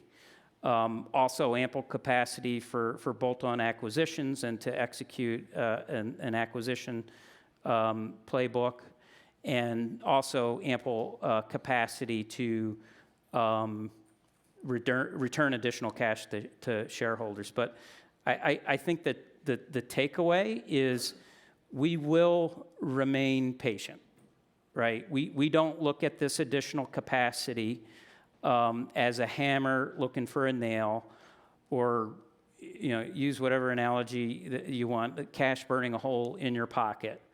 At the end of the day, we will center our strategy on retaining that flexibility, and once again, we will do whatever is in the best interest of shareholders. So with that said, maybe taking a little bit of a shorter term perspective, this is our preliminary guidance for 2025. As Gio mentioned, based on our tax rate finally normalizing, so we've had a lot of noise over the last several years with operating losses, and then the warrants continue to play a little bit of trickery with the math. But going forward, we will use adjusted EPS as our cornerstone financial metric. And our initial guidance for next year is between 350 and 360. That's based on 392 million shares outstanding. That's 5 million higher than full year 2024.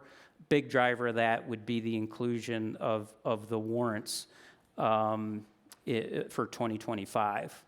26% effective tax rate. That's a percentage point lower than what we have as a normalized rate this year. And net interest expense is down based on lower interest rates and also an assumption of earning interest income on the cash. And that's based on 17% organic sales growth. Won't belabor that. Maybe of note, we see the Americas and EMEA in the high teens, APAC in the low teens. And remember, APAC is more than just China. So we have two very strong markets in India and what we call internally Asia, which includes Southeast Asia, Australia, and New Zealand. And we expect strong growth in those markets next year. Adjusted operating margin, 21% at the midpoint, and then free cash flow conversion at 90%. And last, it comes all together here. Maybe two things. It's always a good thing when the large orange numbers are larger than the gray italicized parenthetical numbers, and hopefully we can do that every year going forward. But I think the broad takeaway from today is we've made some good progress over the last couple years, and that's definitely been driven by operational execution. But there's still a lot to come. There's still a ton of opportunity going forward, and we look forward to continuing to update. So I'm getting the hook here. I think next on the agenda is Q&A.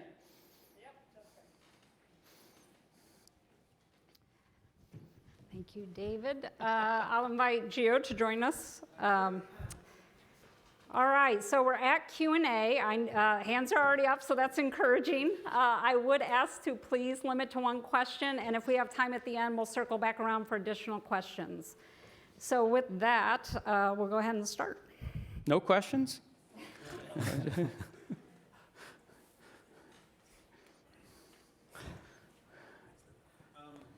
First of all, thanks for that. So this is going to be an annual thing now. Sounds like, David, you said you look forward every year to updating these targets. So just want to make sure. I don't think we're committing to that. Lynn stared at me when I said that. But okay. It will depend on the pace and change within the business. And we felt this year there was enough change that it merited another event this year. Okay. I'd like to start off just really, you're doubling investment spending. So it sounds like next year you're doubling investment spending to $150 to $200 million. I'd just be curious, Gio, in terms of, next year specifically, what you're getting for that increased spending. Maybe give us, 2 or 3 examples of where you're investing next year. Well, the investment is generally described, correct me if I'm wrong there, but we're talking about, of course, capacity.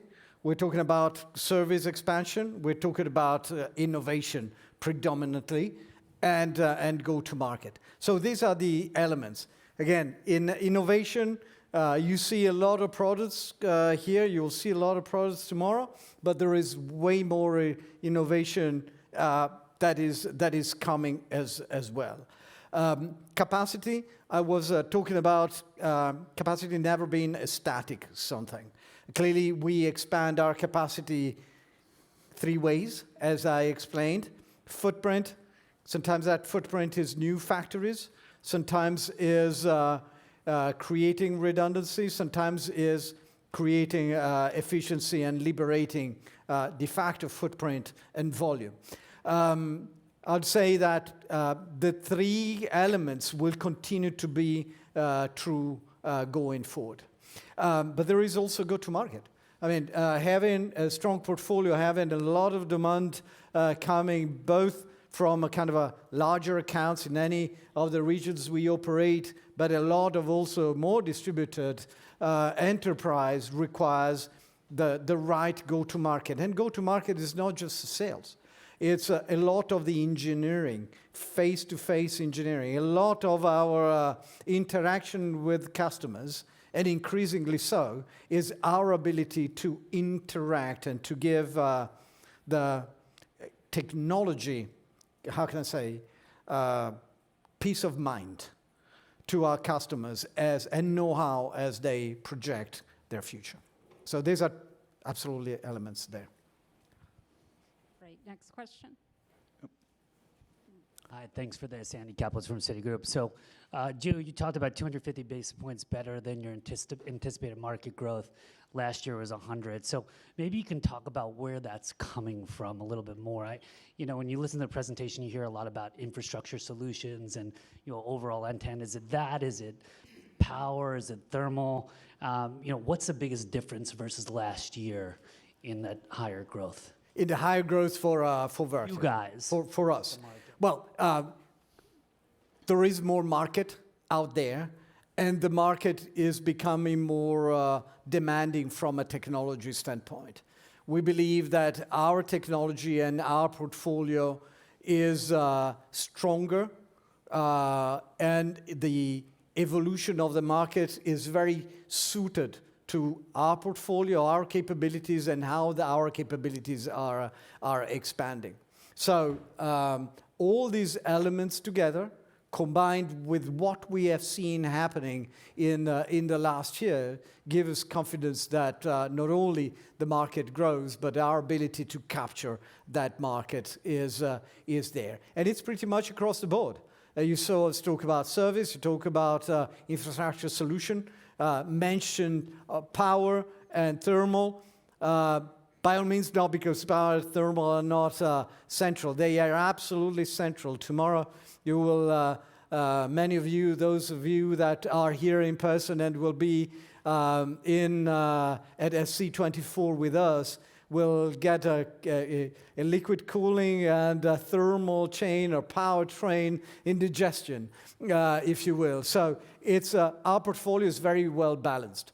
And it's supporting exactly where the industry is going. And it's not static. We think that the conditions have, and our play has strengthened in the last year and has the increase.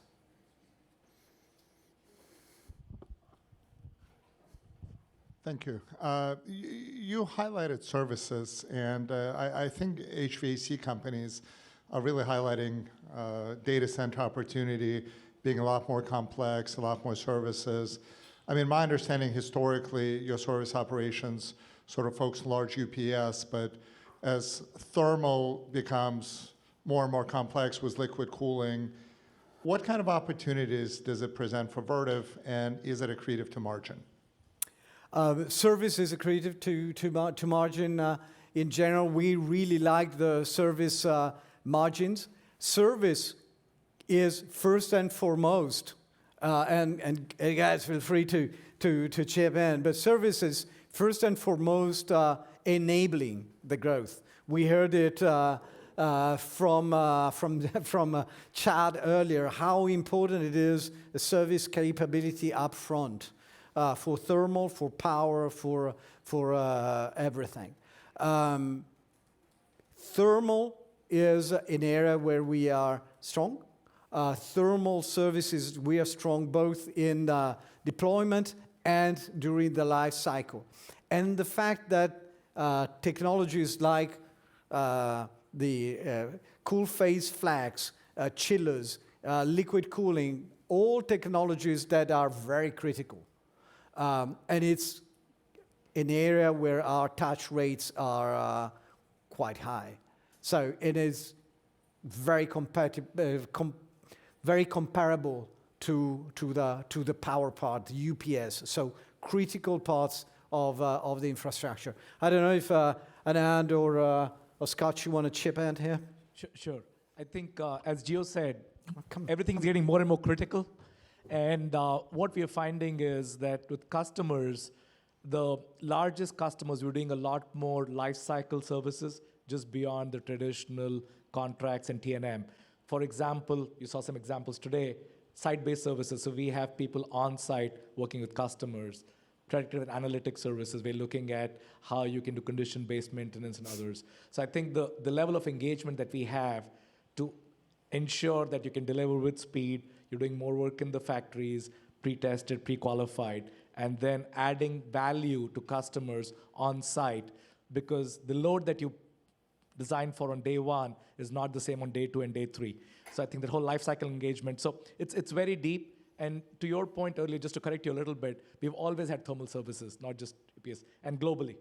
So it's been part of our portfolio always. Sometimes you do it direct, sometimes you do it through partners, but it's always us having our folks who train and enable the industry.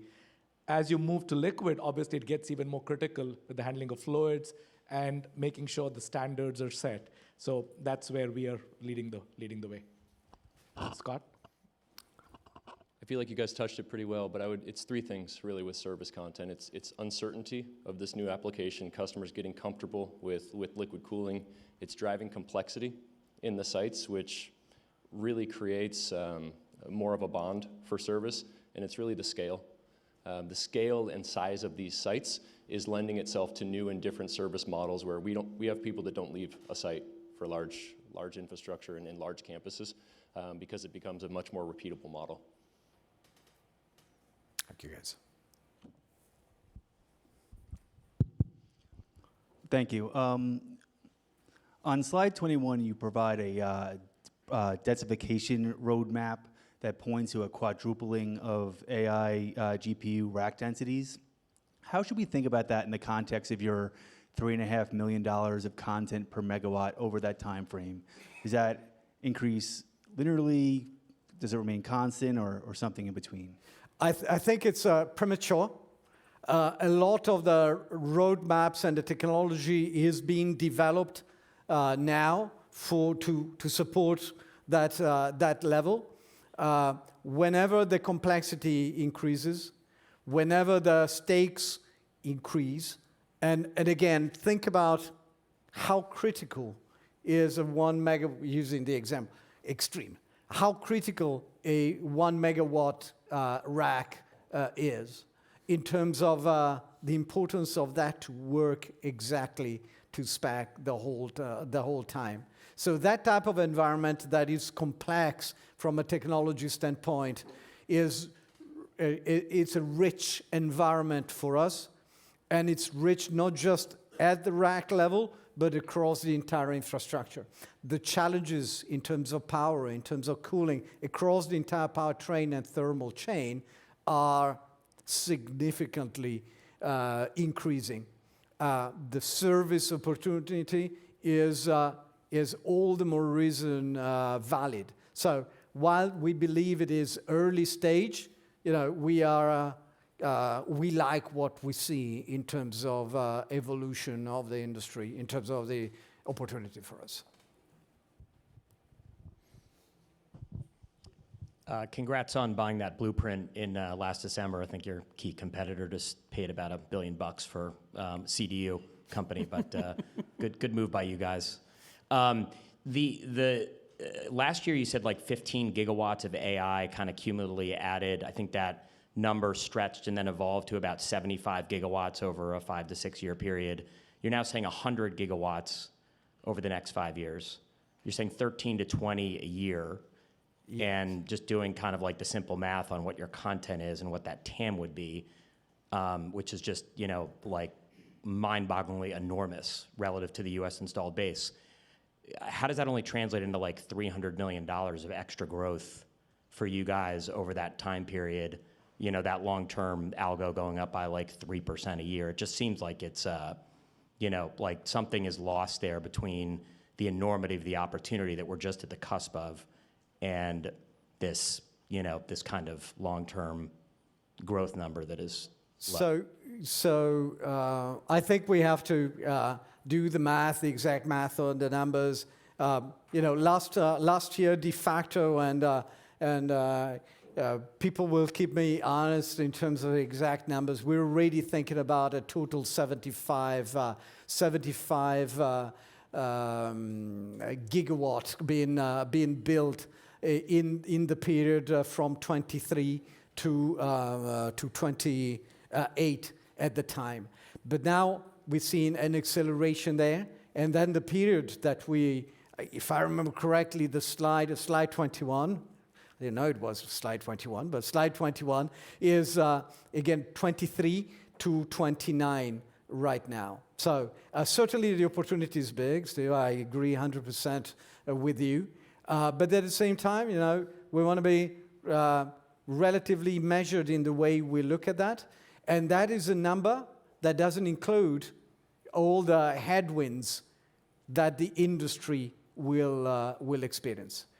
The number will be bigger than the growth rates that we have shared with you on slide 23. Let's see if it's right. On slide 23, fantastic. We will see it coming, and we will be ready for a further acceleration. And then just, sorry, David, is there anything from a mix perspective as you get more into modular here? What's kind of the business model like relative to selling just the components? What's kind of the lift on content, yet are you going to take a little bit of a hit on the margin on that front when it comes to modular? When you look at the business from a system perspective, we're actually adding value to the customer to combine the different components as opposed to standalone thermal, standalone power. Looking at it as a system perspective and focusing on densification, we actually look at that as potentially margin enhancing. So we certainly wouldn't expect that to be dilutive. I think it's still playing out. We have to see how it's received and what the dynamics are with the market, but we certainly wouldn't expect that to be dilutive.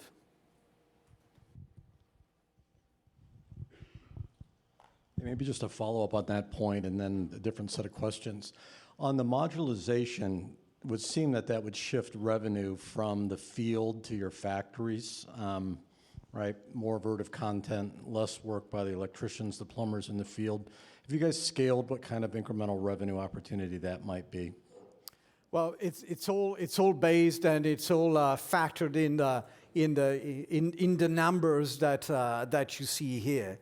But that shift from field to our factory is there, and I think we believe it's a shift that benefits the market in general, certainly benefits our customers, as enables them speed that would otherwise not be possible.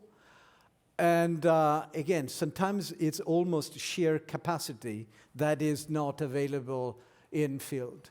But let's see how that plays out. Let's see what the exact mix will be as we go through the future years. And we're still early stage. We have our assumption as to how that grows, of course, in the 5 years. But we're ready. We are ready today, and we'll be ready for this shift to continue and accelerate if we believe it will happen.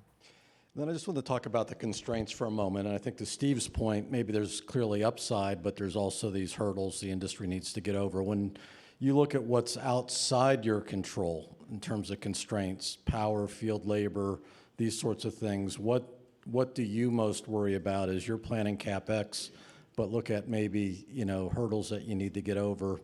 And maybe we'll just add Mexico and tariffs and everything on top of that. You've made a big investment down there. Maybe give us some thoughts. So multiple questions here. In terms of, we were talking about the growth and the capacity. I think that's pretty much as we described it. When we talk about the investments, we are invested for growth in multiple parts of the world. I think we have resilience built in. Let's see what the future will look like, also from tariffs and all the commercial dynamics. I think we've proven our ability to scale and be flexible, and our footprint is certainly supporting our model. Hey guys. Anything you guys? Okay. All right, well, we'll continue. Noah K. Opco. Guys, thanks for this presentation and taking the questions. I want to ask you about liquid cooling, market share gain opportunities, and problem solving. It's been in the news for many months now, some of the challenges around liquid cooling that the customers have had as recently as this weekend.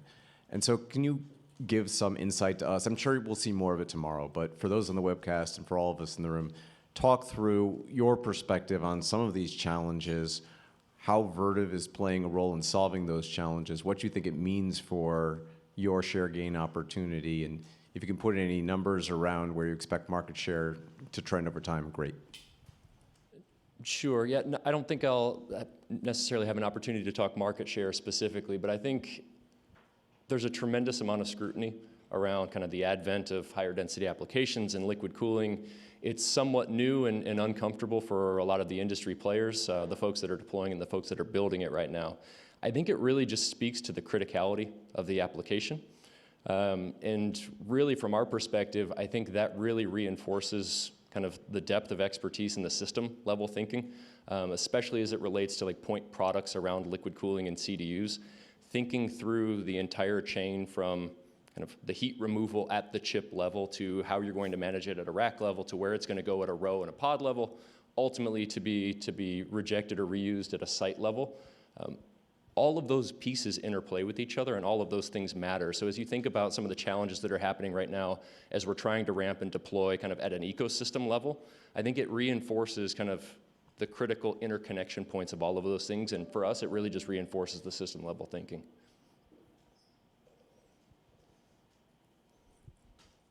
Scott. Oh, thanks. Oh, sorry, guys. Just a little bit to follow up on that question, but how important to your 2025 numbers is a successful ramp and production ramp in Blackwell? The industry is accelerating towards an infrastructure that is capable of handling higher loads. We do not believe that kind of how the ramp up happens exactly changes the direction that the industry has taken. So you heard everyone talk about data centers that are future-proof, that are capable of handling a mixed load. And those infrastructural decisions are made today, were made yesterday, will be made tomorrow with 20 years in sight. So we all know in the industry that those loads will happen. Whether they happen 1 month earlier or 3 months earlier or 3 months later, that really will not, we believe from what we see today, will not change the pace at which the industry is designing in the new technology in their future products. And does that essentially mean that the colo and the hyperscaler needs will converge and they'll be very similar down the road, or do you continue to expect them to have a different set of needs? And I would say historically, you guys would probably play to the strength of the colo guys a little bit more than hyperscale, but maybe that's changed. I think we really balanced things, but Scott, you want to take it? Yeah, I think the ecosystem is certainly evolving, and I think we see a large portion of our traditional colo and wholesale data center builders that are building for hyperscale. So in many ways, those needs and those applications and architectures are converging in a way. There's still certainly kind of the broad approach to more enterprise level data center building that's still going to take place within colo, which will be different Be similar needs, I think similar infrastructure that's going to be deployed, but different scales and different ultimate kind of value levers that they're thinking about. And then we have kind of the emerging trend of, I would say, the new ecosystem of more AI cloud type of providers that are coming up that are going to be somewhat a mix of both of those worlds, somewhat simplistically. But I think the big picture for us is there's a broad set of portfolio needs across each of those, but the general trends around the IT and the infrastructure they are going to be deploying is going to be different than the traditional stack that is being deployed today. So a lot of the trends we just talked about in terms of the portfolio needs and the level of engagement we need to have with those customers, it is converging towards we need to do more with them. We need to do more with those customers and kind of take the portfolio and our solution set forward with them. Yeah, I'd like to add 3 things to what Scott said. I think the first one is obviously the SLAs that hyperscalers hold themselves to versus the colos will always be different. Okay, so while the problems are the same, how they approach it, I think there's some differences. And I think that's where the whole development activity and the problem solving that we do with both, while the questions are similar, sometimes the answers are slightly different. Okay, so I think that's one point. Second piece is for the colos, there is an investment return horizon, which is, as Gio mentioned, 15 to 20 years. Now, the IT cycle could be 2, 3, 4 years. So part of the future-proofing discussions are a lot more relevant with the colos, and we spend a lot of time working with them on that activity, saying, guys, how do we deploy? I mean, the example you saw with Compass. Okay, the air-liquid ratio will change, but the product set with Flex allows you to do that, right? So that becomes key. And the third part was, you mentioned the difference between hyperscalers. Well, one of the things that Scott and team did really well, and we don't give them enough credit, I guess, here, is a conscious hyperscale strategy. We engaged with them very, very deliberately last year, saying, guys, before the AI wave started, how do you make sure our technical experts are sitting and having those conversations? And now we are at a seat at the table as a development partner. So whether we get the full share of wallet across all products or not, we're having the conversations, which really helps us. So I think adds a little color to what talked about. Hey guys, back here in the cheap seats. So just one on the Cool Phase Flex, really interesting product announcement today. Are you guys the only one in the market supplying this? What do you see as the market opportunity? And just confirming, this isn't like an exclusive partnership with Compass, right? You just jointly developed it. And sorry, a lot of parts to this question, but is that also something that you think hyperscalers will be interested in? Thank you. You want to take it, Scott? Certainly. Yeah, it's glad to see kind of maybe the inner workings of some of that development and that partnership get a chance to see public daylight here. I think a lot of the advantage of that product, I guess maybe the first part of your question is it's an exclusive Vertiv product. Not aware of anything kind of resembling that approach to the market at that size or scale in a packaged unit. We think it hits tremendously on a lot of our value levers and value proposition. But the big thing, especially from Compass in our development with them, is the flexibility in having that real option matters. In the level of uncertainty that we're trying to plan around in this ecosystem, and Anand hit it a little bit, is the next 3 years of how much air versus liquid, and how do I need to plan the sites, and at what levels of capacity do I need to go to? When you have a facility the size of what Compass tends to deploy around their campuses, those are big decisions that are somewhat irreversible, and this product really allows them to tackle both in a way that doesn't exist in the market today, which is, from my perspective, really very cool. I think, relatively speaking, as we start thinking about putting that flexibility into the product, yes, it does kind of raise the point cost of a product. You're over-provisioning at a product level, but it's preventing them from over-provisioning at a site level or a campus level, which has tremendous value that we're helping them unlock. I do think that approach and that technology, and really those advantages of that product set, is relevant to the broader ecosystem and the broader customer base here. And it's not exclusive, so we can, and there are other customers interested, so.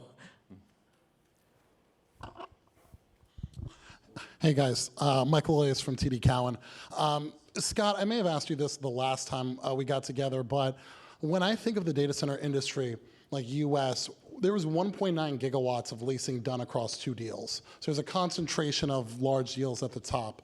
When I think of what some of your competitors have done with some of the companies that you highlighted today, they've built production capacity on site at the campus that's essentially being built out. As you think about driving to the 25% margins, is that something that you guys could look to do, essentially build production next to the campus of one of these large data centers? And if so, any color around what the margin implications could be? Thank you. Yeah, I'll take that. Thank you. Addressed directly to me. Happy to, but the question was, Michael's question was explicitly for you. So. No, I appreciate that. And I think absolutely all of those different kind of operating models and modes and levers are part of our thought process. I think Gio and David hit very well that flexibility around our operations, having in-region, for-region, kind of having very close collaborative engagement with our key customers. If there are ability to do things kind of differently or more efficiently, those are all things that are on the table for us. I would also argue we've effectively started down that process with our service business as well in terms of staffing and dedicating service personnel and service content dedicated to customers and dedicated to certain campuses and regions. So it's kind of a natural evolution of that model. I think as the scale continues to ramp here and we do see just the size of facilities that all of those things need to be part of our tool set and our portfolio offering to be able to kind of unlock that value.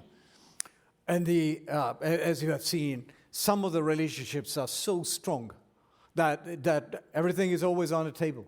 And the way we're operating now is because we mutually believe that at this stage, the current operating model is the best for the partnership. But absolutely open to change the operating model as and when that first and foremost creates an advantage for our customer.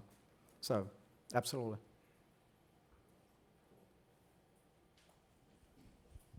Mark Delaney with Goldman Sachs. Thanks very much for hosting us and doing the presentation.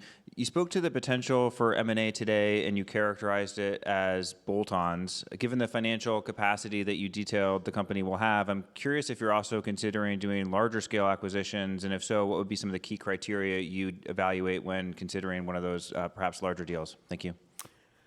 If we go back to the last 3 years, E&I was a large deal for us. And it was a large deal that added capabilities and a piece of portfolio. Now, probably similarly large deals will be priced somewhat differently today. But as long as things make sense, I talked about preserving our DNA. I talked about being coherent with our value creation framework. We will be open to something of a larger magnitude than what, as per comments earlier, we've done in the last 12 months, of course. But again, we like our business model. We like the type of value proposition we bring to our customers and to you guys, quite honestly. So we want to preserve our DNA. We have an agility and a firing power that is unprecedented for us. And we will use it wisely, but decisively when the time comes and when the right opportunity is available.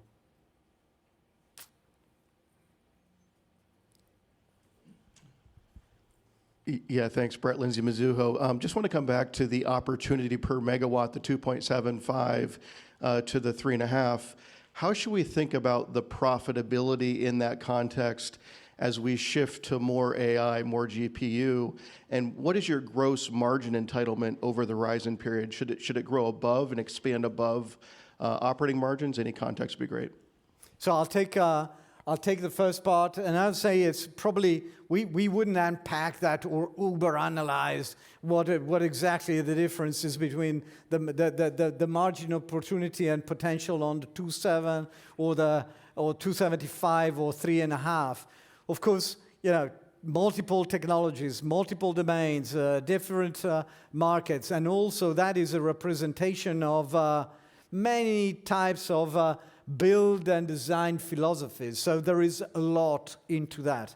Generally speaking, AI brings complexity, exacerbates the importance of domain expertise, exacerbates the importance of technology, speed and scale, and are all things that are favorable from a margin standpoint in general, because it's where we deliver the biggest value to our customer.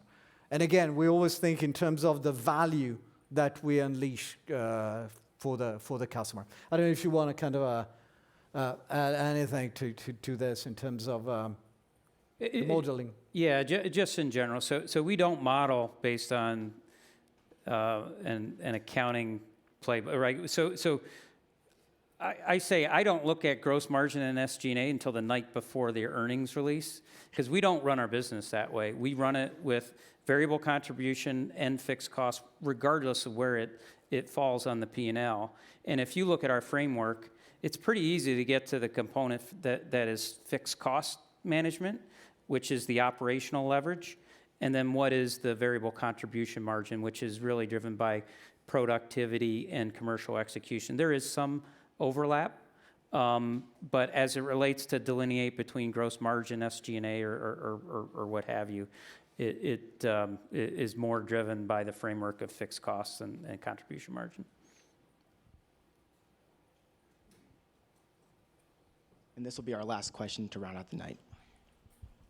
Hi, thanks. My question is kind of in regards to customer success and how you think about planning. I mean, you've done a great job of bringing on capacity. You've participated in what is quite a tight market, and certainly if your gigawatt forecasts come to fruition, it'll continue to be a tight market.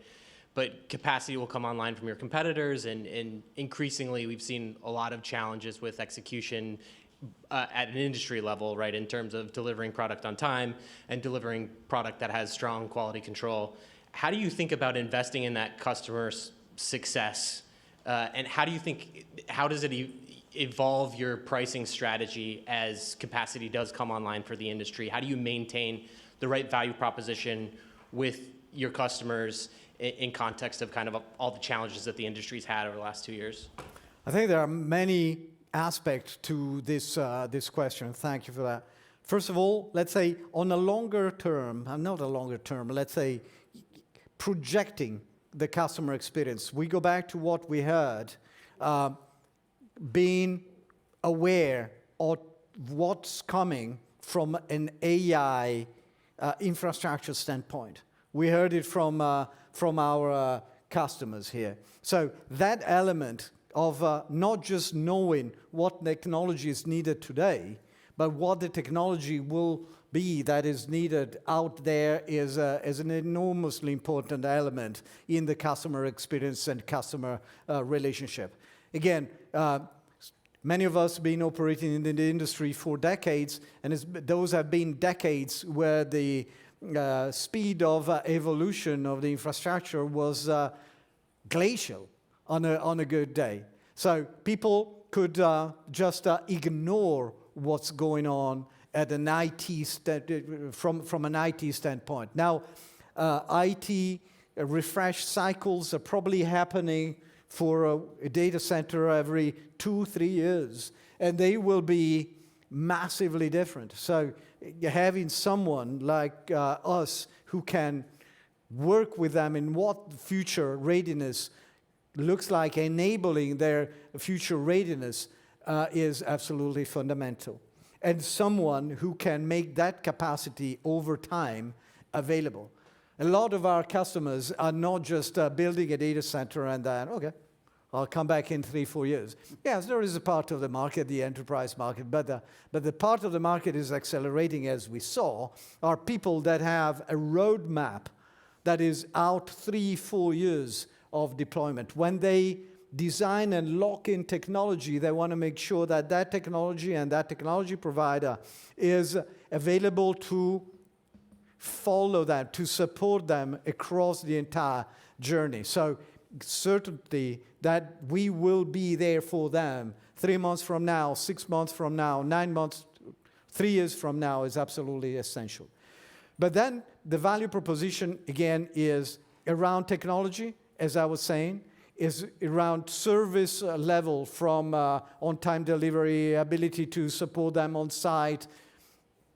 Building is complex. When you're building a 50 or a 200 megawatt data center, there is a lot going on. So on-time delivery,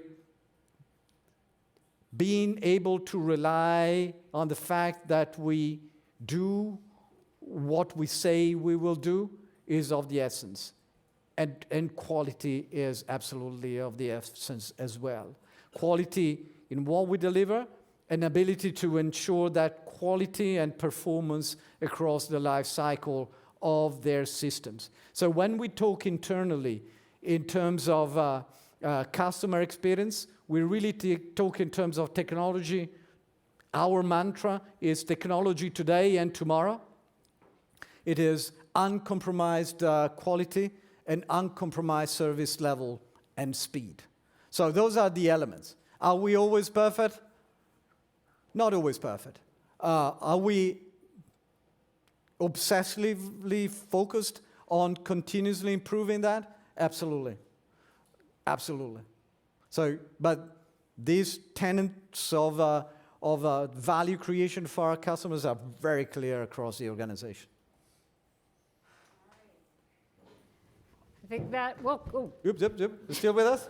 I think that will conclude our Q&A. So with that, we'll turn it back over to Gio to close us out. So thanks. All right. I will be brief. Worry not. I only have 25 slides. So with that, I like to have our value framework back on screen because it's very important for us. We saw it working well for us and for the industry, and we'll stay true to it as we go ahead in this fabulous adventure. Again, thank you for being with us today. We're super excited with where the industry is. Actually, it's so much fun to see the technology evolve and being at the exact center of this evolution, time of our collective lives, I must say. And, a huge thank you to our customer partners. You saw it today. It's so important that it's never been so important. But the biggest shout out, of course, goes to the Vertiv team for the phenomenal progress. But as I always like to tell everyone at Vertiv, be pleased, but don't be satisfied, because so much more ahead for us, and it's so exhilarating. So with that, thank you very much, and I think we are now closing our webcast. All right.